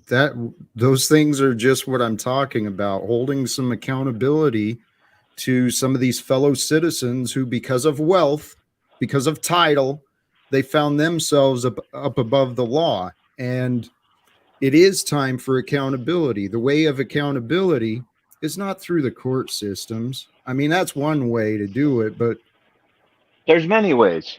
Yes, many ways. And Kim, I'm glad you brought that up. I want to thank you guys, honestly and sincerely. And J-Hub, even especially you, maybe, because for whatever reason, I got triggered with you. And it's not just today; it's happened before too. But we finally got to a point where you understood what I was kind of saying too. So. Well, yes, and eventually you'll understand what I'm saying. No, I agree, man. I know, like you was just saying about accountability, man. That's all I ever come on here and talk about is if everybody can be accountable for themselves, take responsibility for themselves. If Jack is the best Jack he can be, Kim is the best Kim he can be, I'm the best person I can be, and we can all come together and change the world. It starts there, and then it starts from the people you influence outside of that. You can't just go out and just make a statement and change the world. You have to immediately be the best person you can be. The people around you, you influence them. Every layer of the onion, you go outside of that, your level of influence decreases. So the closer you are to yourself, the more influence you have on the world, and like you're saying, just holding yourself accountable and being the best person that you can be. That if everybody did that, the world would be a better place. We don't have to go out and, try and change the world. The world would already be better. So that's what I got to say. Yeah, take it easy, man. J-Hub, thank you, brother. Thank you for joining. Appreciate you having us, Jack. Hey, Kim, if you don't mind, I mean, I think you and I see many of the same things. What he was just saying, though, about the people in your influence and become the best version you can. I have been focusing on self-development, and I'm openly encouraging others to look at that path. But I've got a lot of people in my experience, like this crazy lady Margot, they've chosen to run around like Paul has and just throw my reputation through the mud. So what do we do with insane? Yeah, and that's the one. Well, that's part of why I was talking to you the other day about. I think you should. It's the real estate market's not going to get better. It's already starting to dip. You should fucking sell your house if you have the opportunity to sell it and get the fuck out of that county or that state. I personally have done that. I recommended it to my own mother. She was in Southern California. My stepfather, who both she and I loved died, and she was not close to death. And I told her, look, you should pull up stakes, move up to Washington, where you guys both love to vacation so much. That's all they ever talked about was their next vacation to Washington. And she ended up moving up to Olympia. And even though it was by herself, and she's been by herself for years, she said it was the best thing she ever did. And it was just because I said, like, look, and it was, I really just kind of just said, you know, I'm not the kindest person in my words, but I just I have no reason to say anything that's dishonest, and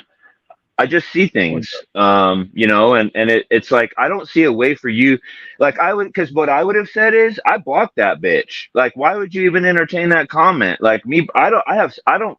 Me and you are very, while we have similarities in what we're talking about, we're very different in our personalities, and like, of course, doing time in prison, you know, it gave me quite an edge, but it also learned, dude, there's people like Tribe and Paul.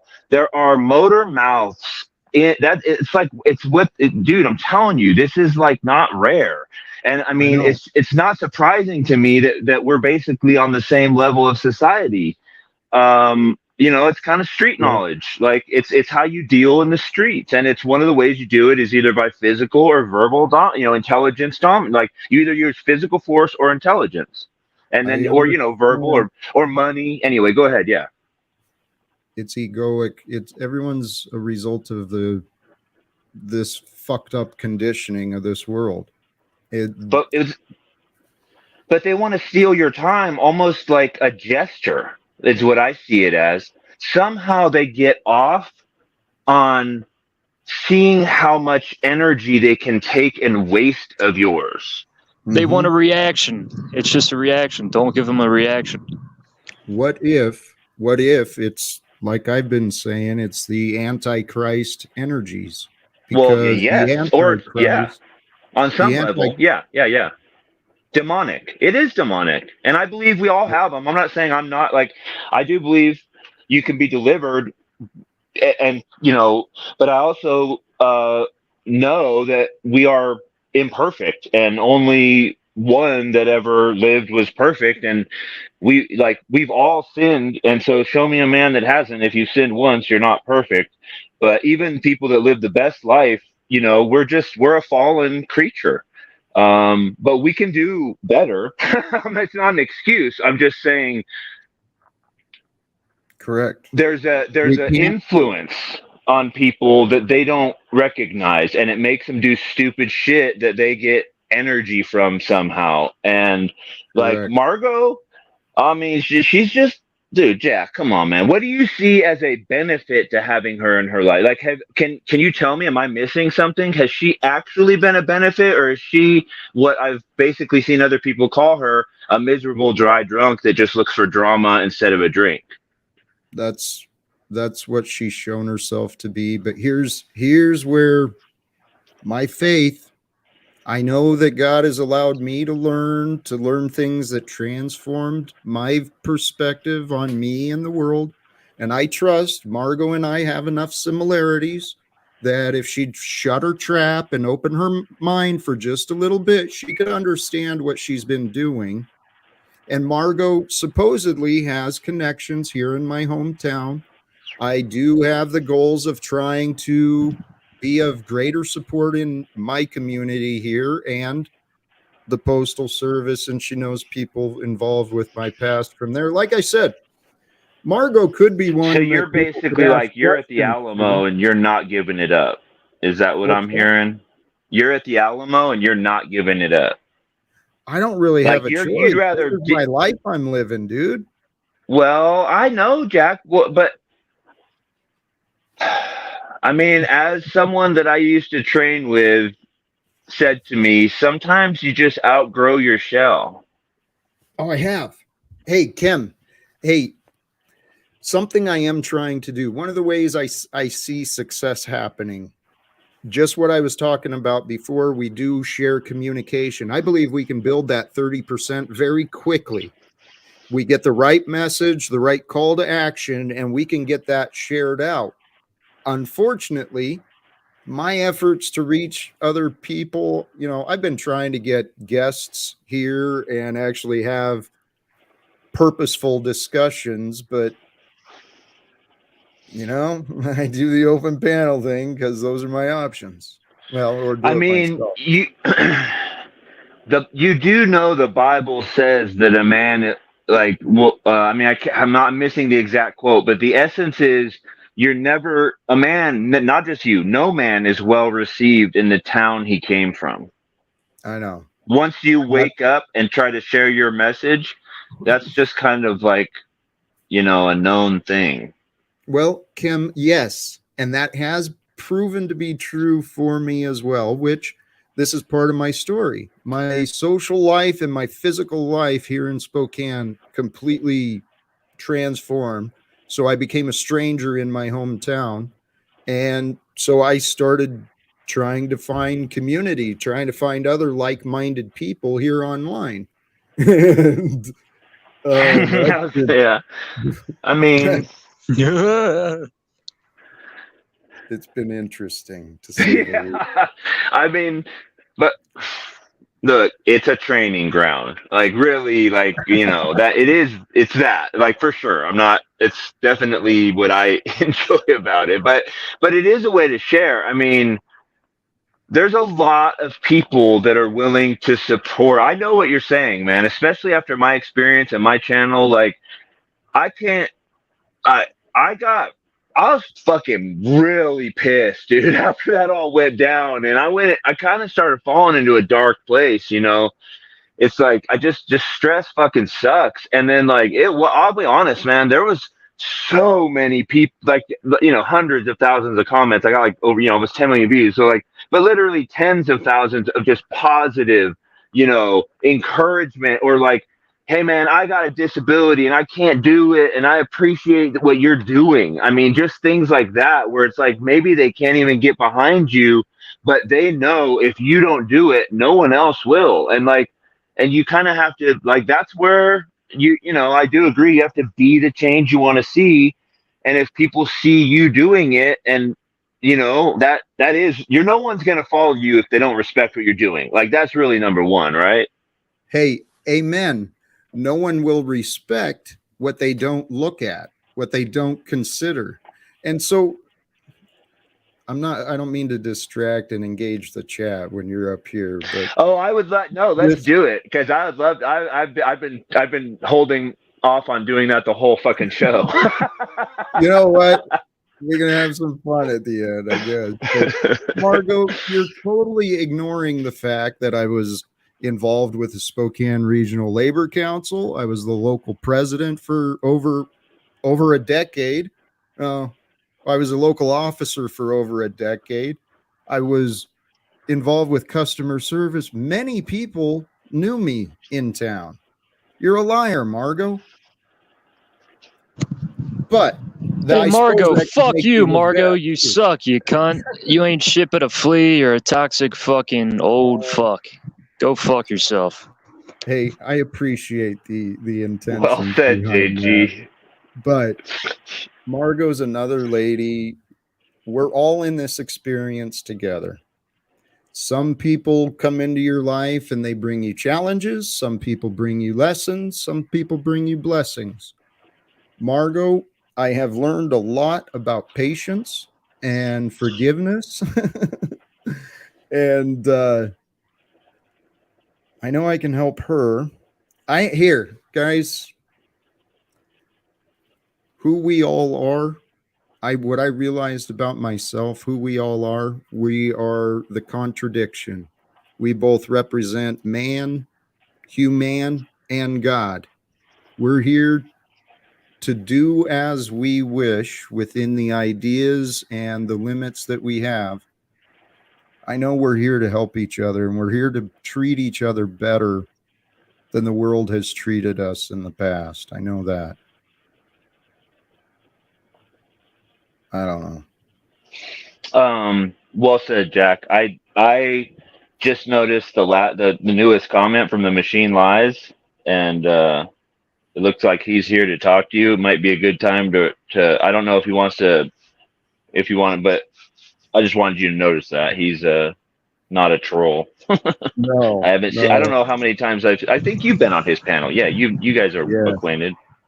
Jack, take a break from YouTube, man. Just give it a few days off and just get a game plan. Just. I did that some Get away time from the ago. bullshit. Thank you. I did that some time ago, and I considered it again today, but I'm kind of in a damned if you do, damned if you don't position, particularly with people like Paul and the others who, no matter what I do, they're going to paint a narrative against me. And if I take a couple of days off, well, holy cows, then the imaginations run. And I am ready to change this, but brothers and sisters, what I do know, in our own lives, our human ego, the tendency is to bring us fear and insecurities and find the lack, the things we don't like. But we are here. We're spiritual beings having a human experience. And while it can be confusing and dark and suffering sometimes, there is a lot of joy and love and faith that can be felt, discovered, and shared. I do have faith in a better future, guys. I really do. You should highlight Ulime's comment. Which one? Ulime, Margot's spirit animal. Wait a minute. What am I missing here? It's after the machine lies. A few down. Spider guts. Hey, Margot, you suck. Just a reminder, Margot, you suck. It just says that Margot's spirit animal and it has a devil. Oh, I don't see it. Oh, there it is. Yeah, that's kind of like, that's what I was going to say before too. And like, look, I engage with drama, but I know what I'm engaged with Jack. You seem to just, if I may, and I think it's just a kind of a genuine, gullible nature of you somewhat, but you seem to not really always, you seem to not consider the source.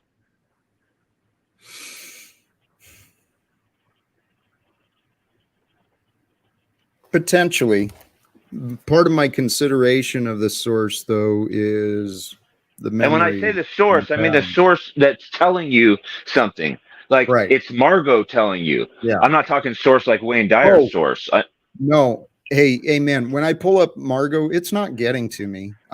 This is or documenting. Paul. I mean, all these people, just for what it's worth, if you, I don't know how to say it, and this is just part of, my statistical brain, but if I engage with a person one time and they have nothing of value to offer, I'm like, okay, maybe it just wasn't a great exchange. Second time, it's like, I start all of a sudden start running the fucking statistics in my brain. Like, okay, how much energy am I going to put into this? Man, the third time I have an interaction with someone, if it's still they're just a fucking bullshitter or have nothing to offer conversation or, have no hobbies or don't hunt or, something we could do together, buddy, they're gone. I may have fun to distract myself in a YouTube or, conversation, but you are really invested in some of these people that I really think just use you as a time waster. They do. And I realize that, here's something, J-Hub brought up the advice and many people you too have said, walk away. My life, I've been in a pattern of social isolation for a number of years. I do I give myself a lot of respect, and I don't really, well, I saw the potential in Paul and even many of the clowns who frequent his show. I thought perhaps there might be a sensibility or a human being within the confusion. So far, hasn't been. I know what you're saying. And so here's the other part of that.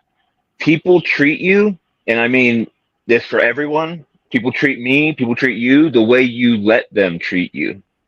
Yeah. I know. So yeah, I mean, and look, we're not going to solve all problems. I'm not fucking perfect in any way. I'm here to, learn and teach and correct myself as well. So like that's, this really is. I call this group therapy. Like all of them, not Jack's panel. I mean, all of this paneling seems to end up in group therapy, from my opinion.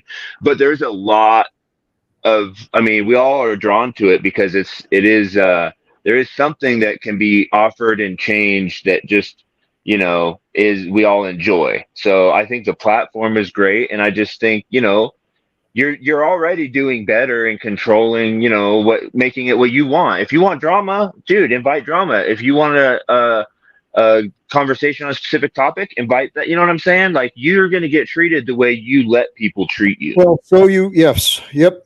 I know, but the other side of that is we control no others. I don't control all the asshats in the chat or the asshats who come to the panel. Yes, I can block them and be unforgivable and, say, nope, you crossed the line and never again. Or I can continue to live my life with faith. My faith that is in God. Change. I mean, that is what you believe, right? That they'll change, which I'm not saying they won't, but I'm saying why would they change is what I was. Now, look, look, Jack. I think you kind of. I just guess I'm gonna say I'm not trying to press you on every question, and it's just our nature. So like, I'm not here to say like come up with an answer for everything. And just to be clear, you know what I mean? That's not. It's just kind of. I just saw us kind of doing that, and I'm like, nah, I'm not really trying to jack you up on everything you bring up. Thank you. Hey, good to see you, Machine Lies. That man is a blessing. I love having the deep conversations. How are you today, brother? How you?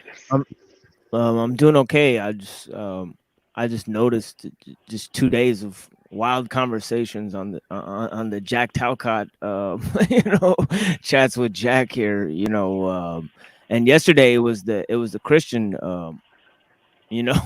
debacle, and I think it was interesting with that, if I could just briefly comment on that, they said you wanted to change the world, and there's no changing the world, which may be true enough. But you're not talking about the world as it is. You're talking about the people in the world. You're talking about changing the attitudes of the people in the world. So this is a clarification, on the part of Jack Talcott, because this is basically, a misunderstanding. Obviously we can't change nature. There's very little we can change about, perhaps about human nature, if one is to believe there's such a thing. But we're talking about changing the attitudes of people in the world, and I've been blamed also for, and I'm trying to take to heart the advice of people like him, that have constructive criticism about who we invite into our life. And I've been having the same problem, recently, about just keeping people there for too long that shouldn't be there, or maybe perhaps, but I don't want to, say that because I actually don't ever give up on anybody, and I just believe, in my heart that, that everybody is, great. They're unique. They're salvageable, to a certain extent. And, one day I said on the Jack Talcott show, I said, any philosophy that refuses to ask, then what, at the end is idealism. And any ethic that does not understand that no one gets left behind, falls short, of the greater picture of things, and I just want to throw that out there. Let that ruminate on the masses. You know what I'm saying? Great. Brother, your articulation of yes, thank you, You are so beautiful. All you guys are. I don't mean to do this, particularly with the productive conversation, but to be fair for the others who already excused, I did say I was going to wrap it up a while ago. That's all right. Yeah, you've been it's 3:45. Yeah, we're pushing you each day. We're making you go longer and longer. No, we get to. But yeah. I hope you return, Kim. Anything before I kick you out? Can I shout out Talk Body Outline's going to be live tonight with Monday Nitro. So I actually don't have off the top of my head. It's either probably already just started or probably going to start at 8 or 9. But yeah, I actually think because he's on the East Coast, it might have already started. I think you might be right. You heading over that way? Well, anyway, yep. I mean, I might not be on panel, but yes, I'll be over there watching. And Jack, I really enjoyed our conversation. I'm glad we brought it around. Even when everyone else was here, to something productive. And yeah, look, you guys have a great evening, and I look forward to seeing you again later. Thank you, and shout out to the Machine Lies. Everybody subscribe. There you go. Peace. Bless. JT. Beautiful view. I'm going to toss you in the back. Any final words? It's Jay-Z. It's Jay-Z. Jay-Z. It's not JT. Yeah, man, just laugh at these motherfuckers. I've got tons of people trying to, smear me and play games, and I just laugh at them because I'm 10 steps ahead of them, and they don't realize, they don't understand where I'm at. Hey, we are all on this journey together. Why is Thank you. I'm just saying, man, just laugh at them. Distance kills a lot of bullshit. Just don't even entertain it. Block Margo, block these fucking cocksuckers. Get the balls to do it. Just be like, yeah, fuck them. All right, thank you. Please don't assume it's not from a lack of balls. It's conscious choice of how much, but there is a question of how much leash do I allow someone? How much rope do you give someone for them to hang themselves? I'm a pretty generous man, and I like to allow people to have plenty of opportunities to reveal the trueness or the callousness of their characters. And the Machine Lies, I love your character, man. Bless you, brother.